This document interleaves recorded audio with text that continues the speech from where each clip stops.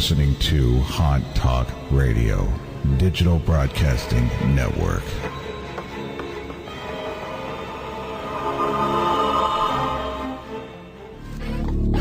The views expressed by the guests aren't necessarily that of the opinions of the host, the Swords of St. Michael Apostolate, or the Haunt Talk Radio Network.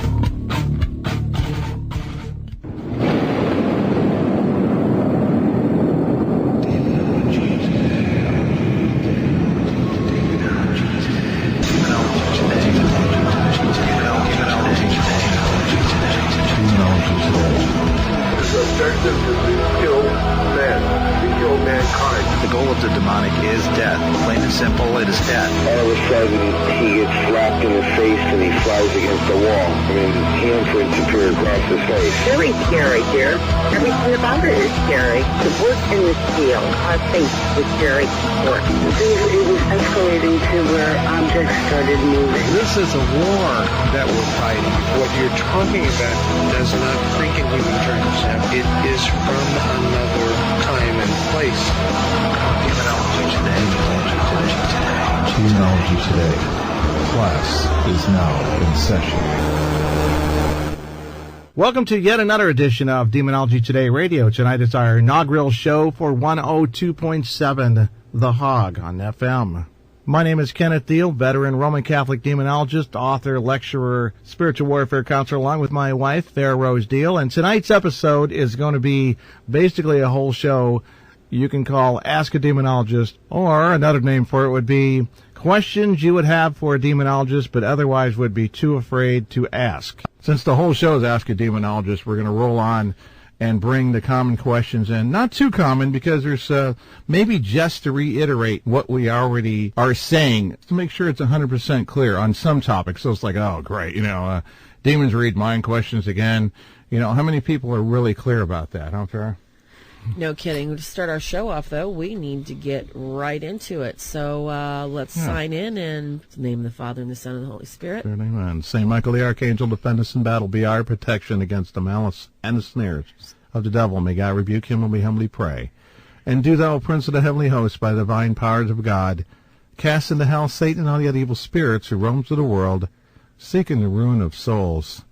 Amen. And a special big welcome to all the listeners to 102.7 FM The Hog. This is our inaugural show. And so, having said that, let's get rolling. And should we ask the most basic question and the most complex? I think one of the things I'd probably add was things the church looks for in a possession case. This is what they'll want if you're an investigation team and then you say, hey, we have a possession case, and you get your intermediary priest who will act as the person who's going to go to the bishop for you. It's better than to go directly to the bishop when you go to the Catholic Church in the area, if you do. Hopefully you won't have to go that far. The four things you look for: extraordinary human strength. Well, we've seen these old Quincy episodes and so forth. You remember the drug of choice, PCP? And how it supposedly gave you extra human strength, which brings us to another question later on about altered states of consciousness and the effects on the spiritual warfare aspect of things and how it may affect you. And another one, uncommon knowledge, the extraordinary knowledge. We saw that demonstrated on the movie The Rite to keep you into the mainstream of the idea. And how it was such as he stuck something in a purse and he asked the demonic possessed, during the time she was possessed, the girl, what is in this fold, this wallet, and it was an American dollar. In Italy, what of all things would he had put in there without her seeing, and that she would have this extraordinary knowledge? Of course, language, multiple languages. We've heard excuses from the science types and the people who don't believe in demonic possessions, and it's just ridiculous. Like they heard someone speak Spanish and suddenly they can speak it fluently, or more commonly Latin or Hebrew, or the ancient Hebrew, ancient Greek. And so what do? Watch a documentary and infuse it? It's just ridiculous what they might come up with. We can add other things to the list of what to look for in possessions just from our experiences, but when they don't respond to drugs, when they should. And it's not just any drugs. We're talking about drugs that are supposed to ease the symptoms of schizophrenia, for example. And if you listen to Father Chad Rippinger, exorcist of the Diocese of Tulsa, He'll tell you personally, as a PhD psychologist, in addition to his theology and his other degrees, he's a big Thomas Aquinas fan, too, so to speak, that he suspects about, 80% of the people that are in mental institutions with schizophrenia, for example, would be free. They would be free from their symptoms. And one day we hope to make waves in this with the mental health community by trying to find this common ground, which is what part of the scope of our next book is going to be. So what do we got next, Farah? We can get into some more symptoms later on because that's one of the ones on deck. Oh, my goodness. There's so many questions. We had some great questions that people have actually given us just from this week alone, from just their walk of life. A lot of people, when something unusual happens to them or they hear something happens to a friend, they're not always quite sure who to take the question to. And a lot of people are worried about taking it to clergy or to pastors, because what I'm seeing a lot of is people are getting laughed at or ridiculed for some very, very well-grounded concerns with things that, they're seeing or they're hearing. Yeah. And we had a really good one that is really, it needs to be addressed on, multiple layers here. Okay. This is from Jamie. And this is what he'd seen because he lives in an area where, a lot of his friends travel back and forth abroad. And he asked a question that says, when folks travel overseas, abroad, and they bring back these wonderful, cute little pagan statues and vintage antique jewelry from their trips abroad, and they start to deal with spiritual issues, he wants to know, is it hard to explain to non-believers what exactly is going on, and how do you approach the issue? And we're talking bedside manner, too, because there is kind of the old schoolmaster method, smack them on the knuckles and give me that. Yeah, you got to kind of be careful on that sort of thing so you don't rub people the wrong way. And hopefully didn't spend so much money on some sort of old antique or whatever. But well, don't you think, in other words, you're saying we've got to open the dialogue? Yes, there you go. You can't beat somebody over the head with the Bible if they have no clue why the Bible, was even written. Mm-hmm. So we can't open dialogue and find some common ground with them. In other words, there is no way that they're going to be able to understand what we're trying to help them with. Oh, yeah. Like we keep saying, Paul in Antioch or St. Patrick in Ireland, it's part of the fatherland for us, that what they had to deal with is almost pure pagan culture and finding the common ground. You don't tell them they're all going to hell unless they convert. And so you're going to be beat up by the devil. I mean, there's ways to do it and communicate on that level. Yep. So I guess the best way is a universal word is cursed. And it seems to be an old taboo. Even the Brady Bunch had a cursed, Hawaiian idol. You remember that old episode, I found in the cave. Superstitions or not, I think everybody generally understands the word curse without saying demonic curse or anything like that. And then you can describe what it may entail and what it often entails, and you can give examples of it. I'm talking about anybody who talks to somebody who deals with the same thing. Giving examples of it would mean, of course, that saying, a friend of mine had that same thing happen, or a case we worked on, and the next thing you know, his car breaks down. His dishwasher breaks down. His computer won't boot up. All of this in a span of 3 days. All of these things that are too many Lemony Snicket series of unfortunate events to have in a row, and they won't end. And we tell them the precautions, and when it's a cursed object, it needs to be disposed of properly, or the worst part, the more money they spent on it, less likely they're going to want to get rid of it. And disposing of the item is another question in itself, but that's not exactly what he asked. Basically, I think what I'd like to address a little bit more is that folks bringing back statues, that they don't understand they have, or jewelry that they're not sure the provenance. Because a lot of times, when you go overseas and you go into these little mini markets, you walk down these very narrow streets, and a lot of people are trying to sell you the cheapest doodad and hoo-ha in their own native language and willing to make a buck at just about anything. Yeah. Your higher end clients are going to be personally approached at the hotel, whereas, the people like, you and I are probably going to be meeting on the street. Now, the thing that we're buying as a souvenir may or may not have a sort of curse or a spell or an attachment. There does exist in a lot of countries an attitude towards North Americans in the West that if they come, I hate to say this out loud, but it's a basically spit in their food sort of an attitude. And while they want our money, they don't want us there.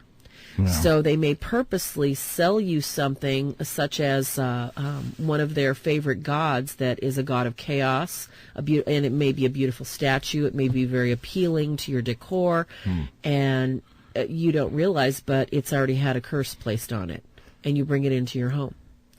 Good one. And the same goes for jewelry. We don't understand why a demon may attach itself to a piece of jewelry other than the fact that every single demon, every single angel has a personality. And just like us, they can like something more than they like something else. So this issue of bringing statues and jewelry from trips abroad, I always say before you bring it in your house, might as well give it a nice little dose of holy water. Say thank you, Lord. You got bad stuff, stay out. Good stuff can come in. But I wouldn't bring home any pagan statues anyway. Yeah, specific. Yeah, if it's known or not. And most of the time people don't know what it is, and it's not harmless like an antique plate from grandmother's house who was a black witch, or something like that, or dabbled in Satanism. I mean, that can be clear-cut for people, anything, kind of the proximity effect, or any of the taboo things, Ouija boards, or, something that is really specific. Remember the Mowgli thing with the gremlins? They were warned to not take this. You don't know how to handle a Mowgli. Well, they buy stuff, they sell it. I even tell people don't buy frankincense and myrrh from just any shop. They try to buy it from a Catholic supply house because they'll purposely taint it, to say the least, with disgusting stuff to offset it because they know what you're going to use it for. Yep. And you can't trust that. You got to be careful.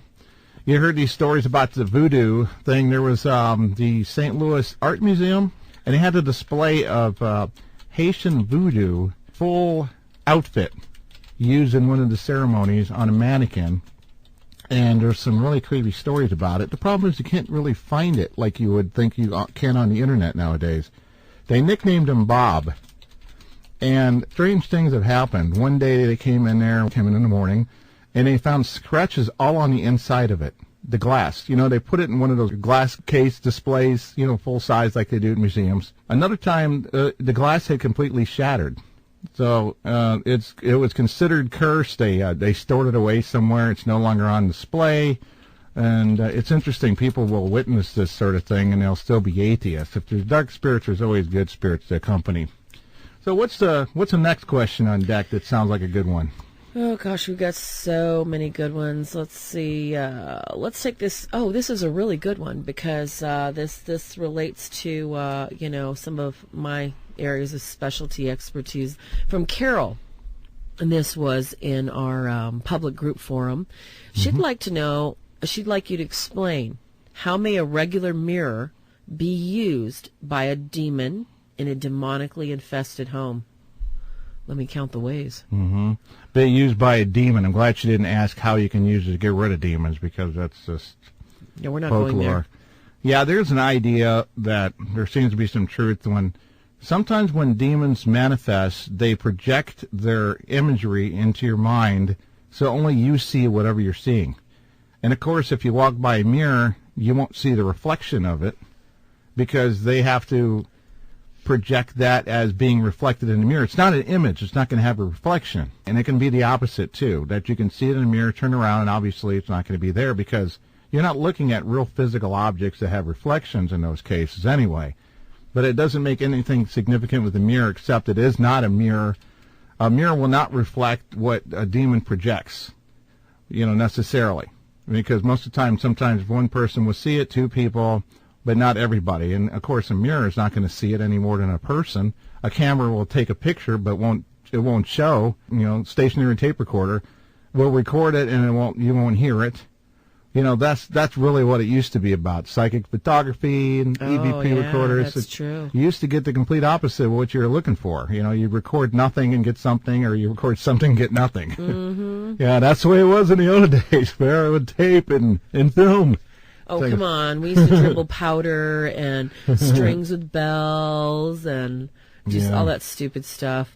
I think what needs to be addressed here, though, I think we need to go over this question a little bit more. It's like, because she's curious, how can a mirror, how can a mirror, simple mirror, be used by a demon in a demon-infested home? And we've had a couple cases where people think they're seeing reflections.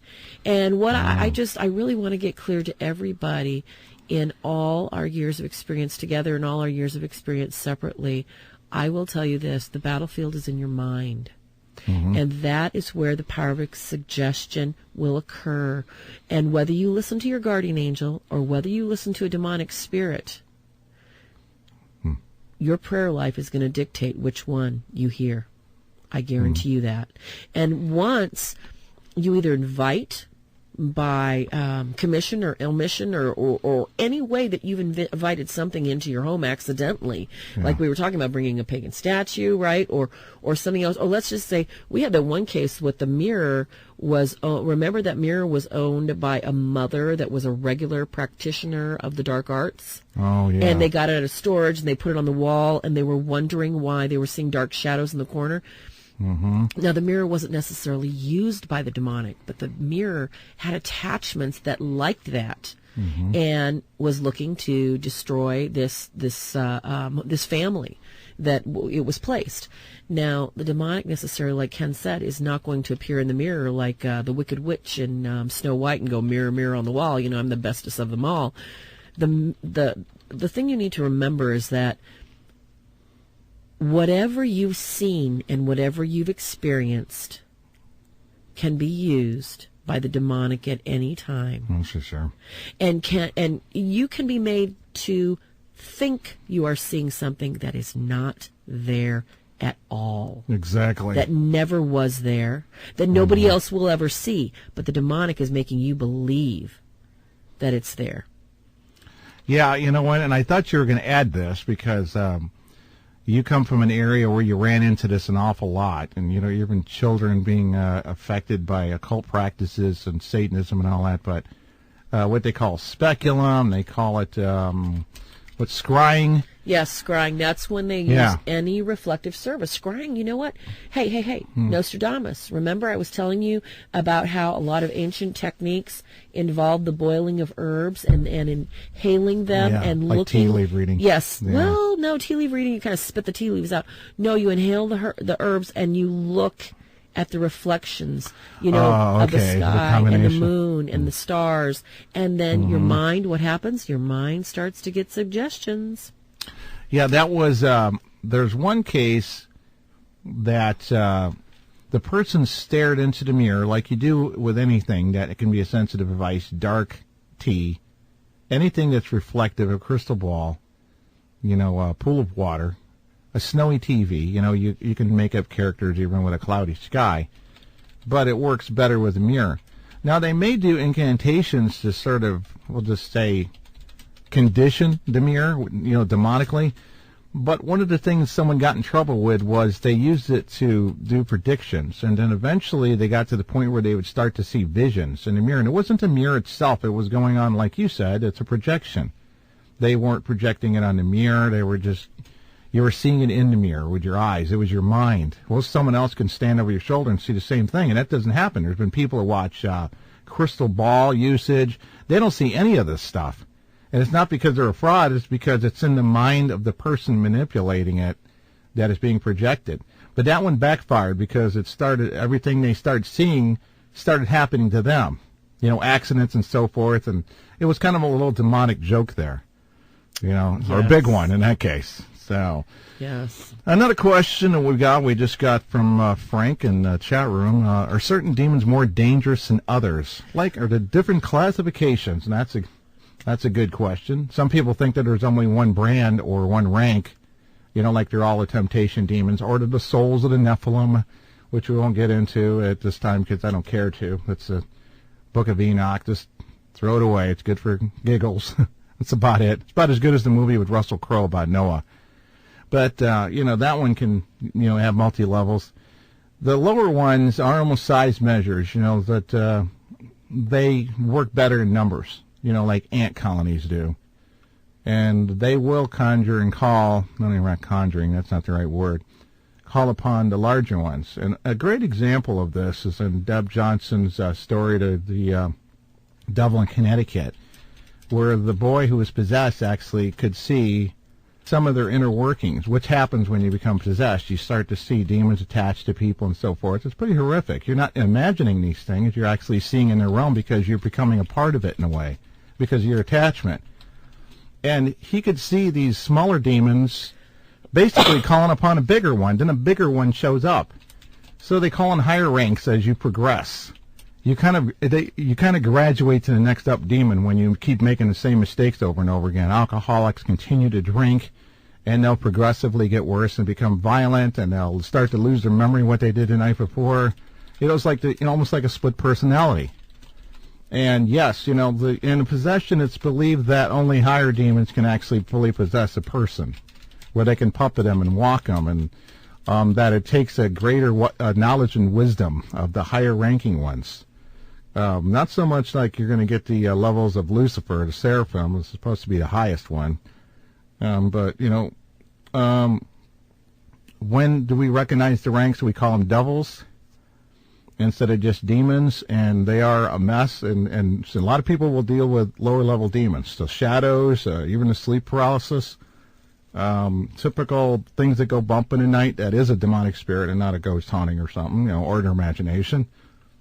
And they pay in a big way when they run into their first devil case, where it rubs off on you and everything. You can talk to the person on the phone and get off, and then your house is haunted.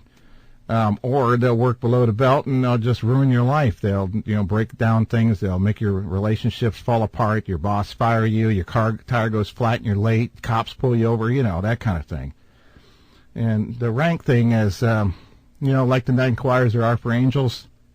You have 9 choirs represented by each demon at least.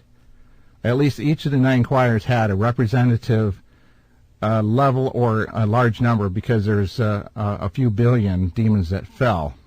So I hope that answers that well enough. And moving on to the next question. What do you see next there, Farah? I was waiting for you to go ahead and read another one. Oh, okay. Oh, boy. How to should people stay away from people who are false exorcists? Of course. That's kind of a quick answer on that one. Yes, because there is no authority. In the Bible, there's a story of the Jewish Pharisees, or it was the sons of Sceva. Okay, what right, it was good. There's some, and this relates to another question that's going on in the chat room too right now. If I can address this as well, is that if you believe in demons, does that relate to a specific dogma or religious belief or religious theory? You don't have to believe in the demons. The demons already know you're here. That this is a world, a physical world we live in, and you, just because you don't believe in demons or you don't have a religious belief, cultures all over the world that are not familiar with Christianity know about bad entities. They know they exist. They acknowledge they exist. That's why so many cultures have ways of appeasing these demons to keep them away from them. And these ways that they've appeased and that have worked to somewhat appease by not binding them and casting them away, to make a long story short, have come into the American culture, and people are using them, and it does not get rid of demons. It appeases them. Yeah. And it calls others to them. So in this question, when we look at false exorcists and we look at people that use these methods that do not work, and they're actually appeasing demons, you're actually inviting more in. So when you look at what the sons of Sceva, the lesson there was that they went in, they were Jewish, Jewish priests and his sons went in to go cast out demons. Mm-hmm. Because they had heard and they had seen what the apostles in Christ were doing. So it is intimated that they were acting like them.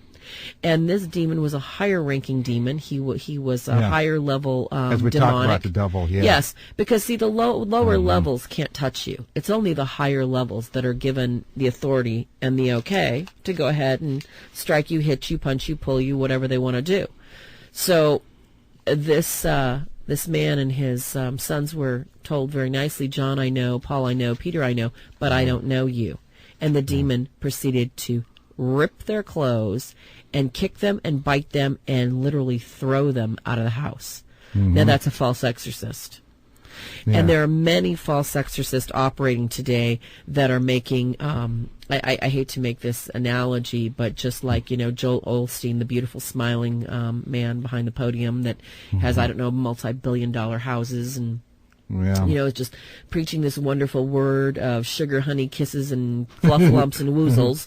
And lollipops in. Yes, exactly. Well, unfortunately, we have a lot of exorcists doing that too. There's a lot of pay-for-play groups. That just amazes me that anybody can be an exorcist. Anybody can call themselves an exorcist. It's very, very, very, very dangerous. You do not want to make the mistake of not knowing who you're allowing in your home and what provenance they have with their own authority and faculties from their own religious training and the authority that they have from the seat of Peter. Yeah, and there's something else to mention, too, is that these people were not baptized Christians in the Bible, and it still applies now. You're not under the covenant. They will react, the lower-level demons will react to the name of Jesus uttered because it sends them away like light does to darkness. But they won't act on your authority if you're not in the new covenant in Jesus Christ. And it sounds, you're getting biblical. And I'm a see first and then validate later. We found, that's in the Bible. The seven times coming back, that's in the Bible. Yep. I saw it happen before someone reminded me it was the Bible. I hadn't read the Bible and stuff since I was a kid, and I'm experiencing all these things and finding out it's all working out that way. But yeah, the piety in the beginning of the old Roman ritual, the guidebook, so to speak, there's a criteria that describes what the bishop should be looking for, in piety and so forth. A prayerful person. I know that. I try to go to Mass 5 times a week. My wife goes. We say daily rosaries, and keep the commandments. We confess venial sins, and try to go twice a month. All of those things, in addition to the daily kind of a breaking curses prayers, legal right prayers, all of those things to keep it off of us are necessary. They keep the nasties off of us. On top of that, all of these things have to be in order just to be successful, not just be under the new covenant, because everybody isn't cut out to do the work. Everybody's not called to do it. No, they wouldn't get beat up so much. That's why you've got to have faculties to do this. And our next question specifically relates to faculties and people's right reason. Yeah. The next question we have here is from Lucy, and this is an important one because a lot of people throw these terms around, and basically we're getting a lot of cases where people say, oh, well, somebody came in and told me I have a demon in my house. My house is possessed. Or, you know what? I'm under oppression because my house is possessed. So, Ken, let's talk a little bit about the difference between oppression and the various types of oppression and how you can be oppressed and what is possession. And, not too deep, but, just get into a few levels so that people can understand the different modes and methods of determining what qualifies as oppression and what qualifies as possession in a haunting. Yeah. Well, I put that oppression in a stage, in there when they're talking about houses. I added into the mix after Gerald Brittle had done it because he only had 3 stages in there. He just described invitation, infestation. Well, actually, he wasn't saying invitation. He was saying infestation, oppression, and possession. But I said, really, there is 6. And that would be temptation, which is there the whole time, and it gets gradually stronger as the progressive stages go on. Invitation is a transition. It's not a stage. You give an invitation by giving a legal right. Then you end up with an infestation, and that's, of course, gained from temptation. Temptation like, oh, I think I have a ghost in my house. I think I'll contact a psychic medium, that kind of thing. And then infestation, this is for houses first, goes to oppression, as it says. This is the way the books say it. And then goes to possession. And then demonic death. Demonic death is where they try to cash in the chips. They try to get the person to throw up all their food, take their own life, or take the life of another. The mother drowning all her children, temporary possession. Andrea Yates could have been very well possessed. Exactly. And I'm sure her husband knew that, and that's another thing in itself, what could bring that on. And then there's the ones where it's focused on an individual. It's not necessarily about how a house has been let go with its infestation and allowed to advance. And you start with the temptation, you go to and obsession. And that is, according to the exorcists that we know and work with, that's the lowest form of oppression, is common temptations. And those are going to occur. I don't care if you're looking out the window and seeing your neighbor sunbathing semi-nude. That's a form of oppression. It's like, excuse me, why would your eyes look at that? That's a temptation. And then they and are you going to sit there and go, whoa, what am I looking at here? I mean, that is really awful. But, okay, so let's say every time of the day you make it to that window at the same time and your neighbor's undressing in the window. What are the odds of that? Yeah, they sometimes plan ahead on these temptations. They can be just such boogers. Even just to have you run into a psychic medium at the right time, he's going to misdirect you in the wrong place. Isn't that the truth? All are going to misdirect. And so you go from temptation to obsession. They get you obsessed. Like, using your example, I wonder if I go to the window and I see that today. Exactly. They start obsessing about it, and that's oppression. Mm-hmm. Because oppression, the temptations lead to more and more and more obsession. Amen. And there's a case of a gentleman who's we're consulting right now. The woman was obsessed over Michael Jackson. The case of the Lindy Street poltergeist that author Bill Hall had chronicled. I'm not sure why no one wrote a book about it before. I think it began with a woman being obsessed with the death of her son, actually made an altar and took a chip of his tombstone. Obsession can begin a haunting, too. But it's hard to tell what comes first, the chicken or the egg. Is it the person or place? This is why we have to outline those things in the book. Sometimes people just move to a haunted, tainted property. But going from there, temptation, obsession, subjugation, oppression, possession. Subjugation is where you've gotten to the point where, I'm addicted to this drinking, and it's making a wreck of my life. My relationship fell apart. I lost my job. I wrecked my car. I went to jail for DWI pending a court case. Subjugation, and you keep telling everybody, I'm not drinking that much, and you make excuses. You don't recognize that you have a problem. You don't recognize that you have taken a turn for the worse in your life. And then oppression is really going on at that stage, and that is where the demon is shouting and roaring at your doorstep, and you're affected by it. It can be, there's physical effects, scratches. Sometimes the invitation, or we'll say the beginning stage of oppression, is the 3 hot scratches. You suddenly get those. That can also just be an attack, but it means you're vulnerable to a form of oppression, and it could be the indication, like 3 Knoxes to an infestation, that now I'm going to oppress you. Because one particular member of the household will get it, and that's the one they're going to target. So you got to watch out for that. Oppression is when it's on the exterior, but not on the interior. It might be confusing you a little bit, and you forgot where you put your car keys. But it hasn't gotten to the point where you're actually having lapses of memory because it actually stepped in for a little bit and is actually taking control. You might become quick-tempered because oppression is a really strong temptation. That you are becoming quick-tempered, that it's making you feel like life is unfair, your boss is the jerk, your husband or wife is so unfair, and you want to build resentment.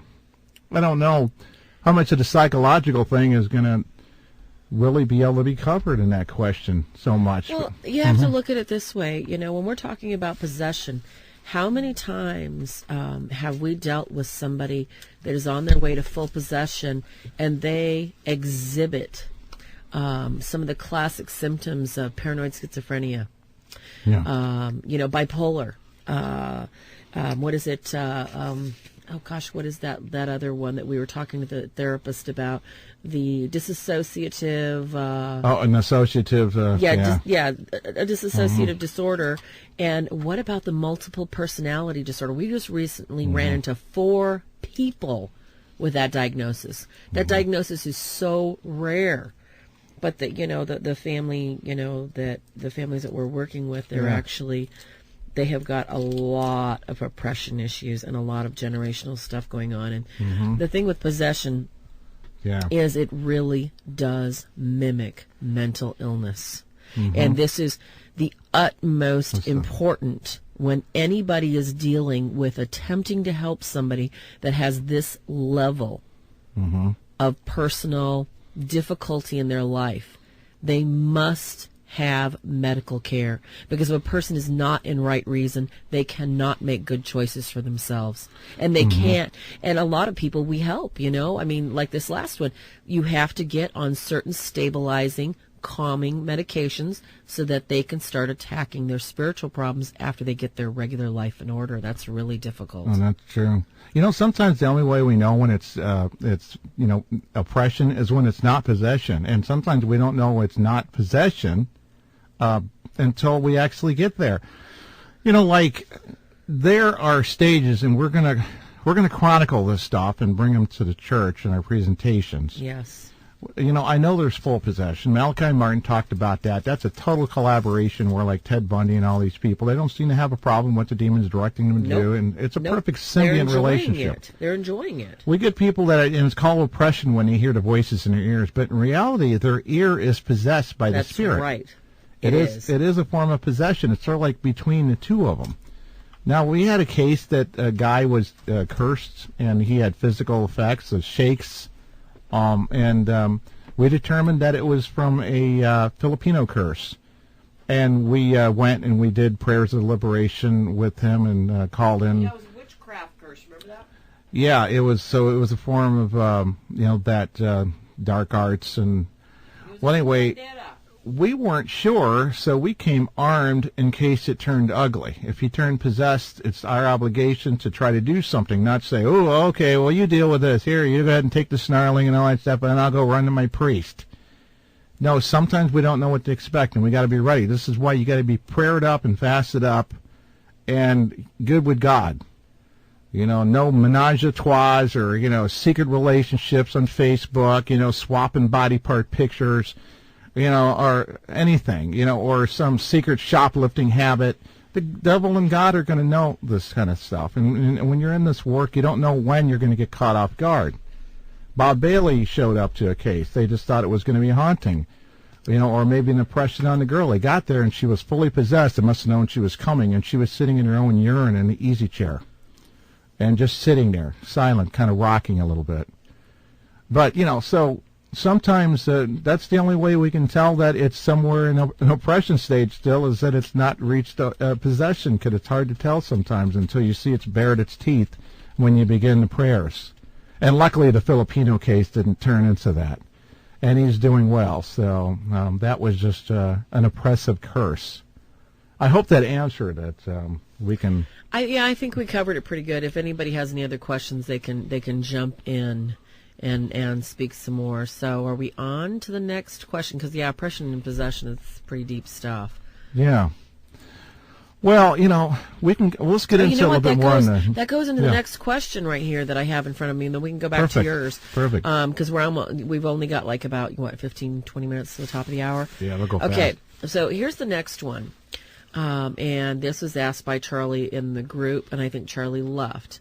Mm-hmm. And she wants to know, is it true that mental disorders are often the real and genuine cause for people acting like they're possessed. Ooh, you want to go into that case we had a couple years ago? You're right. You're sound about that. Oh my gosh, this is an Real excellent... mental disorders. Yes. Is it true that mental disorders are often the real cause for people acting like they are possessed? Well, we're talking about acting like they're possessed. Yes, we're talking about acting like they're possessed. Yeah.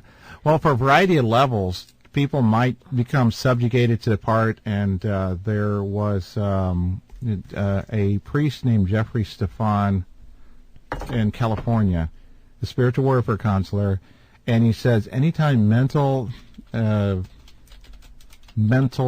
is a problem, with a side of head injuries or something, you know what I mean, and it's psychological apparently, and in any one of these diagnostics, that he suspects that there's probably a demonic spirit that coaxed them to get there. And look at the elderly people who kind of give up on living. And then when you give up and you cash in your mental chips on desire to live, you have a despair, you become a toy for the demonic. Does it mean you become possessed? No. I mean, it'd be easy to manipulate you if you're really majorly depressed, to get you to do stuff. They don't even need to jump in and puppet your body. But what we do find out a lot when people mimic this stuff, there is an awful lot that we run into, and some others that do the same work we do, that are just seem to be looking for attention, that they're lonely. At the nursing home, there was a woman across the hall from my mother who used to purposely fall out of the wheelchair so people would come run and help. Ralph Sarchi was talking about when he was a cop, there was a lady he used to call and say there's, some problem at the house, and then they'd get there, and the door would be open, uncharacteristic of the type of call it was, and it was just because she was lonely, and she kind of called in a false report, but they didn't cuff her and take her in. Yep. They sat and had coffee with her for a little bit, that kind of thing. With going in and not encouraging it. And then people need to realize that police officers, majority are good people. Mm-hmm. But you're going to be dealing with a lot of a personality disorder, and look for the people who do live alone, who are on disability, that don't have a family and friends in their life, and don't count Facebook. Nope.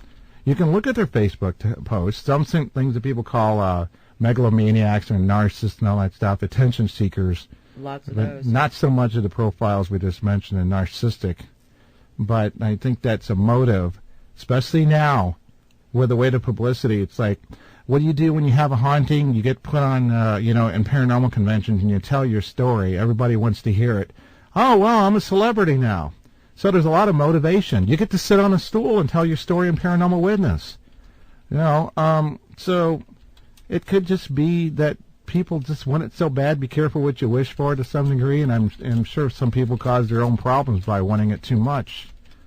But there's also the kind of thing where you really believe in something, you can start creating your own delusions. Yep.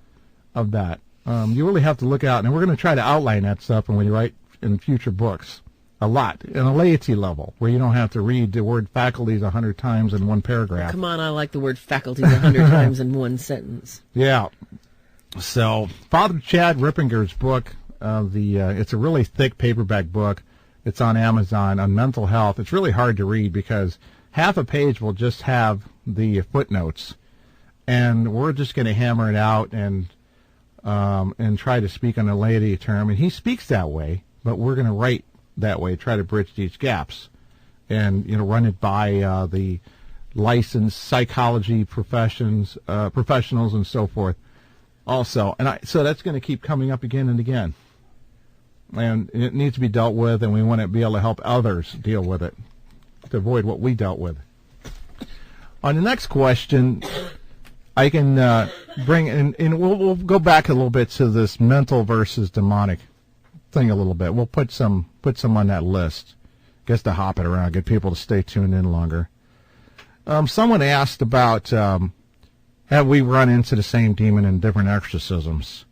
Well, no, we can't tell you if it's the same exact demon because we don't extract a name. That's something that the Catholic exorcist will do if that is going to be forthcoming and revealed.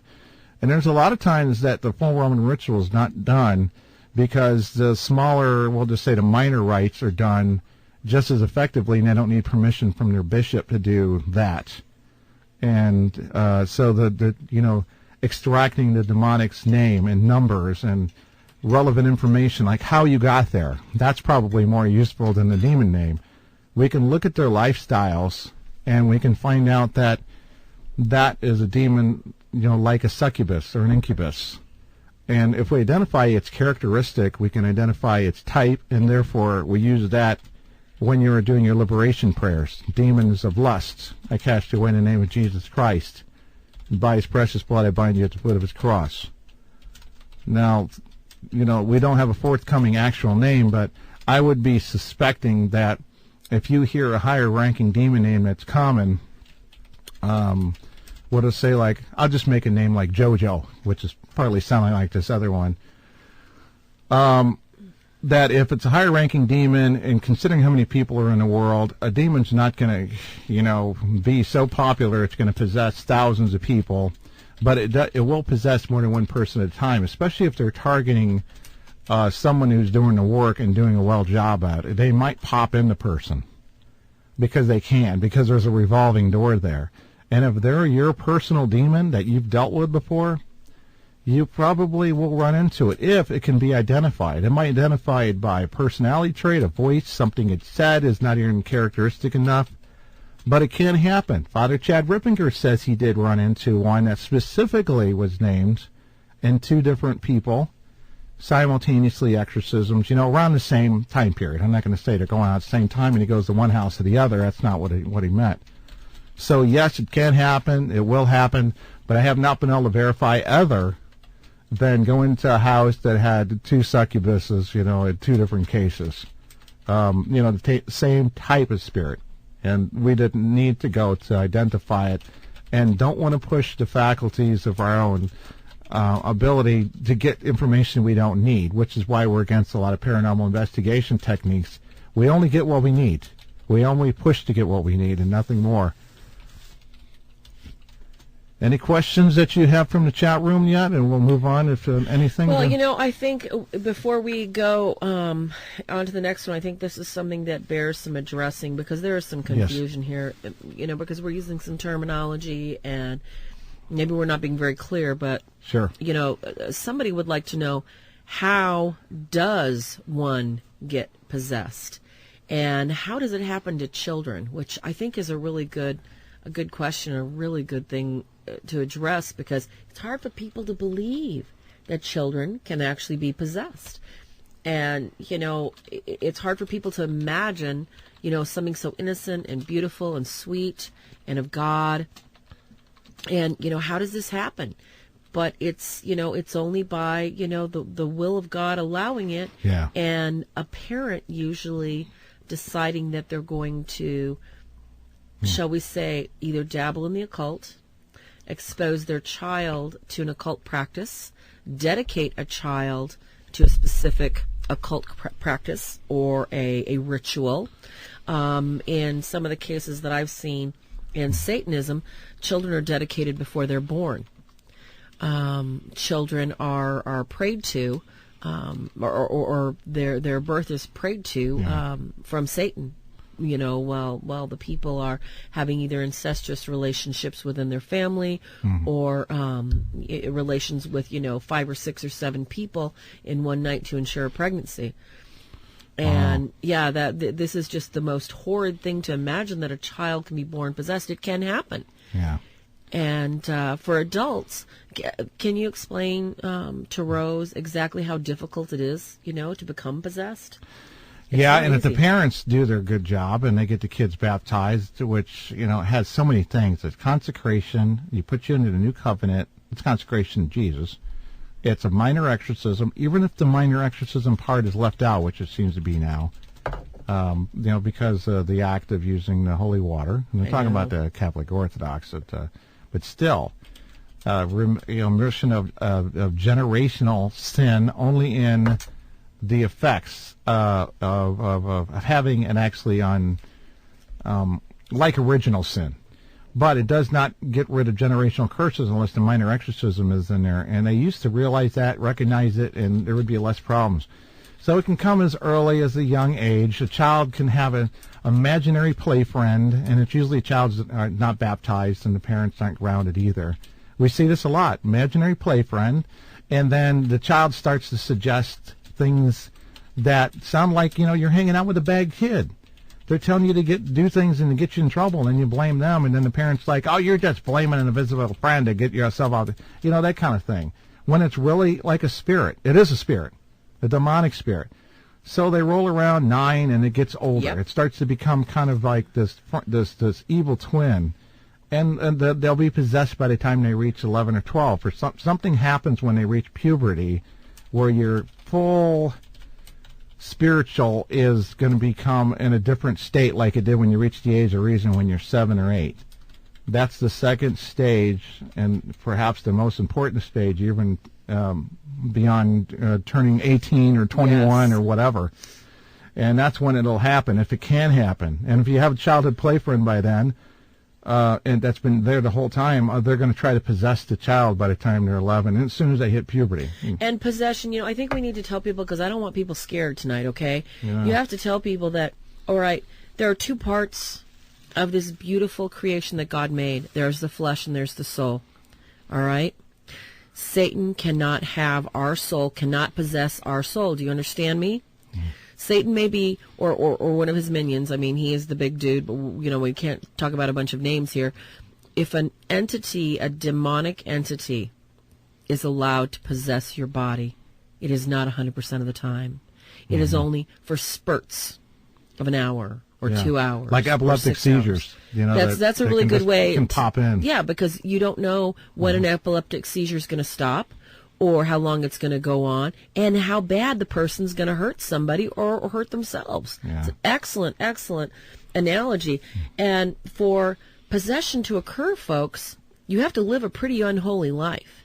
And you have to basically embrace a lot of evil to invite that kind of possession to occur within your body. Yeah. And it's pretty rare. Every person that I have encountered that was possessed either knew they were possessed or welcomed the possession and just enjoyed running hand in hand with it. That's interesting, because that question came up a while back, and some people that have experienced hauntings and stuff disagreed, saying they don't know when they're possessed. Well, at the moment that they're under the possession, they seem to have a memory lapse. They don't know when they're under the possession. Yeah. They don't know. So that's a confusing one. So they can be in a stage of possession when it can step in like a revolving door at any time. True. And they'll even leave when the exorcist shows up, and then you have to sort of draw them in. Or they'll stay and fight and bare their teeth. But the illusion a lot of times that ministers get is that it was successful when it had already left before they even exactly started. And they're like, oh, we have success. And the best they can do is build the armor up so when they come back, the house is locked up. So true. Yeah. So don't worry too much about possession, too. If you sell your soul to Satan, you can even get out of that. You ever know Satan will make you believe you can't. Because Judas could have got out of that. Yes. Please, nobody worry about getting possessed. Yeah. Anybody that's in this chat room tonight, I am so sure, I can promise you, so far from possession, it's not going to happen here, folks. The most common thing, people become in possession is just life's bad choices. But unfortunately, sexual abuse and stuff, and occult practices by the parents. Occult practices widens the doorway. Let's say you have a garden, and you are the garden, and for a demon to get into your garden is possession. Well, if you do something, immoral that we consider mortal sins and stuff, that can specify what type of demon it is. We'll say succubus or incubus, that type of thing. And that creates a gap in the fence. It doesn't mean it can force its way in or even find it immediately or come in there strongly. Like only a part of it can squeeze through that gap you made with this encumbering sin.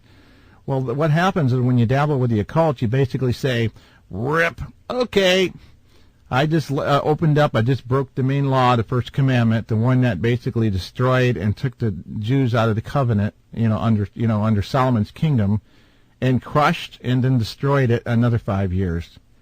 The Ark of the Covenant's gone, God left the building, and when people repeat such an act now and, cross that line with, this magic and false gods and that sort of thing, that rips the fence open widely, and the first one in is the ones you appeased. So you might suddenly find yourself being attacked sexually, Or you might become, one to be promiscuous and walk around with perfect possession like some of these child pedophiles and so forth. So scary. Yes. So, I can't believe it. We're almost to the top of the hour already. So I know, and that was really, really good. It is difficult to be possessed. And children, it's so very hard to imagine. It's so very hard to believe, but it does happen. And the number one open door, folks, that we have seen, and we have talked to exorcists, and we've confirmed this over and over and over again, the number one open door to possession by the demonic usually occurs in childhood by some horrific abuse, misuse of the body, trauma that hurts the psyche so bad, it leaves a soul wound so bad that wound is opened over and over and over and over and over again by the demonic oppressors until the person can't handle it anymore and they're ready to commit suicide, or they are ready to destroy everybody's lives. That is a number one common, you're looking at common denominators for somebody that's possessed. That's it right there. And that's so true. The mind plays such an important part that you can't really get around it. You have to watch out for your sources for psychology. Like I said, I recommend digging yourself into the writings of Thomas Aquinas, Jordan Allman, who wrote subsequent books is based on Thomas Aquinas' writings. Watch Father Chad Rippinger's video, Diocese Exorcist of Tulsa, Oklahoma. Upcoming books from us. We talked about in our last book, Haunting Self-Help Guidebook, about unforgiveness of yourself and others and those type of things. It's such a psychological game when it comes to possession. That's what leaves you vulnerable. The old folks that go into the home. We found that some of these so-called cases of not Alzheimer's, what's the other one? Alzheimer's. I can't believe I can't think dementia? of it. Dementia. That dementia was a demonic influence because it left after the prayers of deliverance, not prayers of healing, prayers of deliverance. You can say, oh, well, Lord, heal them. No. The symptoms, and you look, the symptoms were darker. They shied away from prayers, made excuses, and if you look at the underlying symptoms, the other thing, you'll see major oppression. So we're seeing it as a form of oppression now in a lot of cases. Not every case, but we want to know either way. Sometimes we have to get people on medication just to see if it has an effect, see if it can level it out, it can get them down to where they're not depressed and suicidal, just so we know what's left and what to deal with, and they have a fighting chance. The will, the human will and the spirit is the thing that caves and goes into despair, and then the demon steps in. It's not going to stay as long and as broad as when you invite it in through satanic practice. Yes. But it'll be there as long as you still will it because you've given up on life or you're in some form of despair. So the person might have to have subsequent counseling sessions with someone spiritual. Don't send them to a humanist of all things. Just to, Psychologists usually ruin your life. They don't fix it. Oh, yeah. So we have to go hand in hand with both of them. But we're at the top of the hour, Miss Farah. So who do we give some kudos to before we go take a break? Thank you so much to Deb Johnson for showing up tonight.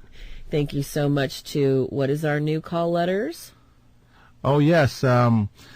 Tonight is our inaugural show for 102.7 FM The Hog. KKES, KPGZ, and welcome to the listeners of our show tonight on these radical topics.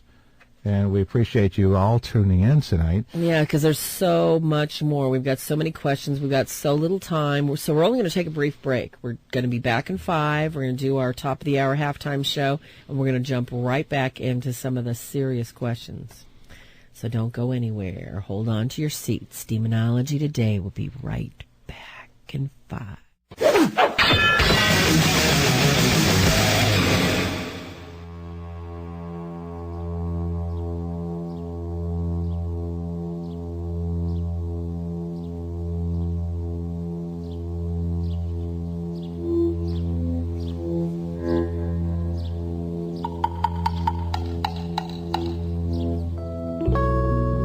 Are you looking for something special to remind you what a mystical experience prayer can be? Are you looking for something beautiful to hang in your car for protection? Try Prayers by the Bead. You'll find a variety of original, one-of-a-kind Anglican prayer beads, Lutheran, Methodist, Catholic prayer beads that are made to your specification using our materials or your materials made to order in just about any design that inspires you to get prayed right up. Farah has about over 100 in her inventory pre-made, and guys, yes, there's plenty of rosaries and designs for you, so to give to your father, for yourself, for your own prayer life. We have a variety of exorcism medals, including the St. Benedict cross, beads, anything for your spiritual warfare needs.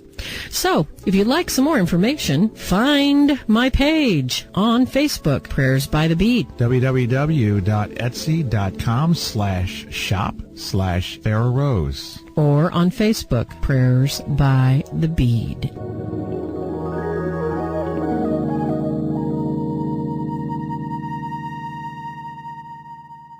This is Kenneth Deel along with my wife, Farah Rose Deel, and we're going to talk to you real quick about our books. So we have 5 books available right now and 1 on deck. The books are the Catholic Demonologist Handbook along with the Workbook and Study Guide, and the Christian Demonologist Handbook along with the Workbook and Study Guide, and that's for all denominations. While we also have the Haunting Self-Help Guidebook. Any and all of these books are going to help direct you to not just the natural causes, prevention, prayers to assist you, to keep you and your family protected. Yes, real solutions done by real people in the field. And we're sharing our knowledge and information to help you help yourself, or help a friend or a client if you're in the field yourself. www.swordsofstmichael.org or www.catholicdemonologist.com. You can buy the books direct and get them personally signed.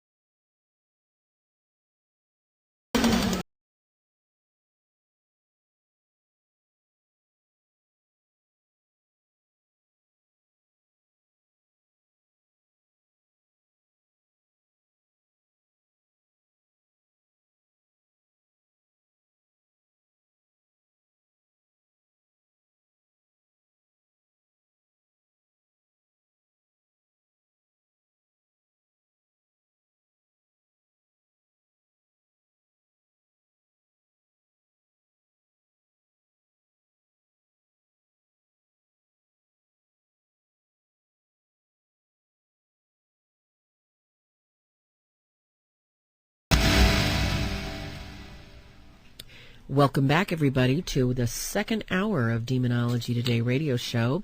Yep. As always, we love our listeners, and we like to just thank everybody for sharing our posts, sharing the good news, sharing the shows, that sort of thing. And there's lots of people to thank tonight because for some reason or another, everybody kind of liked this idea of, let's ask a lot of cool questions. Yeah. They're just, I think that because there's so much either combined information or misinformation, this was a really, really timely show to do, Ken. So without further ado, I'm going to get into thank yous, and I'm going to try and go fast because there were quite a few of them. Okay. That's legible. Yeah. Father Bob Bailey, Francine Limon, Rose Ellis, Jennifer Skelsey, Gordon Wright, Derek Langdon, Lucy Pereira, Carol Mendenhall, Eric Morin, L.H. Emma, Deborah Jacques Shea, Valerie Pierce, Jamie Contreras, Samantha Heverin, Tim Burns, James Kenton Spence, Matthew Golgochi, Mark Nelson, Deb Johnson, Darren Sandlin. Oh, gosh, just to name a few. And I know I've left some of you out, so please forgive me, but I just could not get everybody in tonight. So tonight's Showtime Bubble Burst.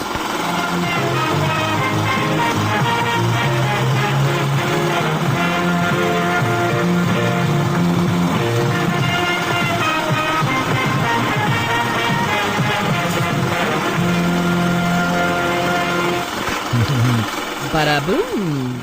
Yeah. All right. Well, tonight's halftime show, folks, is our movie magic makeover and make it real. So we're going to bust your bubble tonight and expose the real show. What the heck did you just say? Did you even listen to me? I'm typing. Do you want me to call you Kevin again? My Farah language calculator. I'm going to call you Kevin again. Giving me syntax error. Okay. Okay. Stir of Echoes. All right. This is an old 1989 movie, so we're going to step back in time a little bit, okay? Wow, it is old. Yeah. So for those of you that are not familiar with this movie, it starred Kevin Bacon. I think he was the guy that he had that funky hairdo, the off-colored nose, and he danced crazy in Footloose. And if you still don't remember him, I'm sorry. I just, I wouldn't remember him if it wasn't. Oh, yes. Let's not forget, he played Arnie Johnson, Deb's husband. That's right. Oh, my gosh. In a movie called The Demon Murder Case that was on wow. TV. You got a better memory than me. Yeah, that represented Deb Johnson's case from the angle of the possession and the murder. Yep. So Deb's still in the chat room there. Yes. So that's another show. It totally was. So, the quick synopsis of the movie, if you're not familiar with it, it centers around this guy, Tom. He's a lineman renting a home from a police officer that lives across the street in Chicago. He's got a pregnant wife and a son, Jake. Now, Jake is able to see and supposedly talk with the dead, okay? Now, they have a party in their house, and his wife's friend, his sister is challenging Tom, the guy, to get hypnotized. Because he doesn't believe in any kind of paranormal activity. He doesn't believe in that stuff. Hardcore, don't believe anything. So she puts him under, and they make fun of him, and she plants a post-hypnotic suggestion that he's going to be open to anything. He'd be more open-minded. So Tom starts getting visions of something that happened violent with a girl. And as the movie evolves, it's a young girl that's 17 that was murdered in the home. And the movie reveals more and more and more. And this is his oppression. Excuse me. He becomes obsessed with finding out where this girl is, how to find her, and what's going on in the house. Yeah.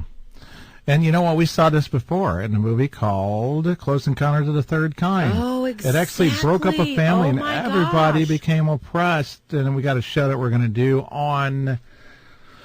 Oh, shoot, when is that? The end of April, but one coming up. We're going to talk about UFOs in a roundtable environment, so we're not going to get into any of that tonight. But that's just another example, and he became obsessed with it. He, tore his house up.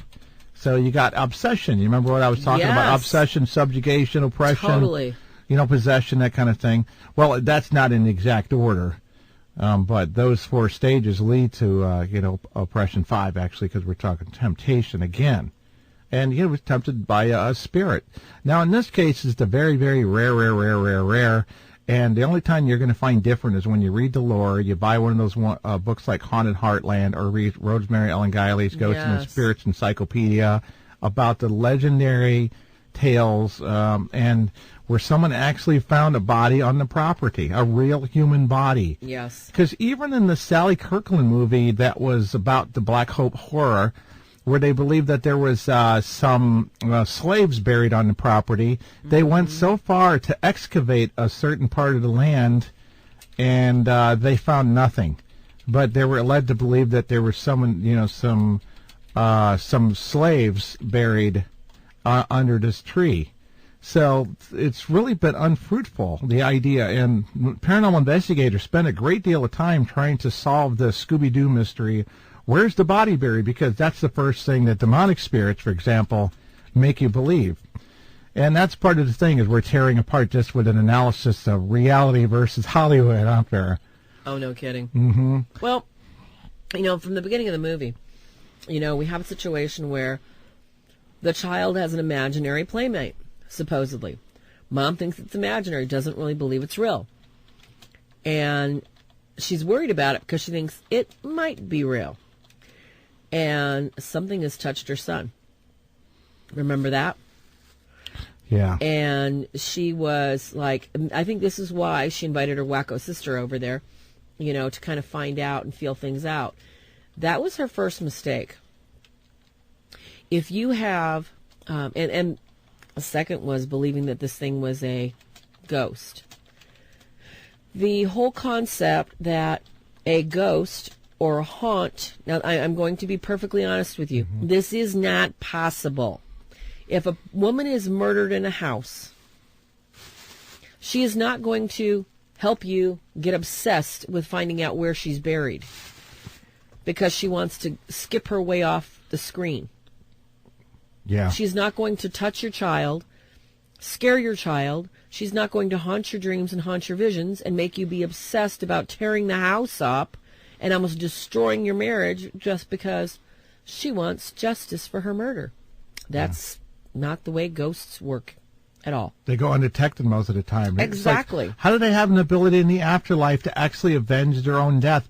There are some stories and cases, even in Japanese folklore. Yep.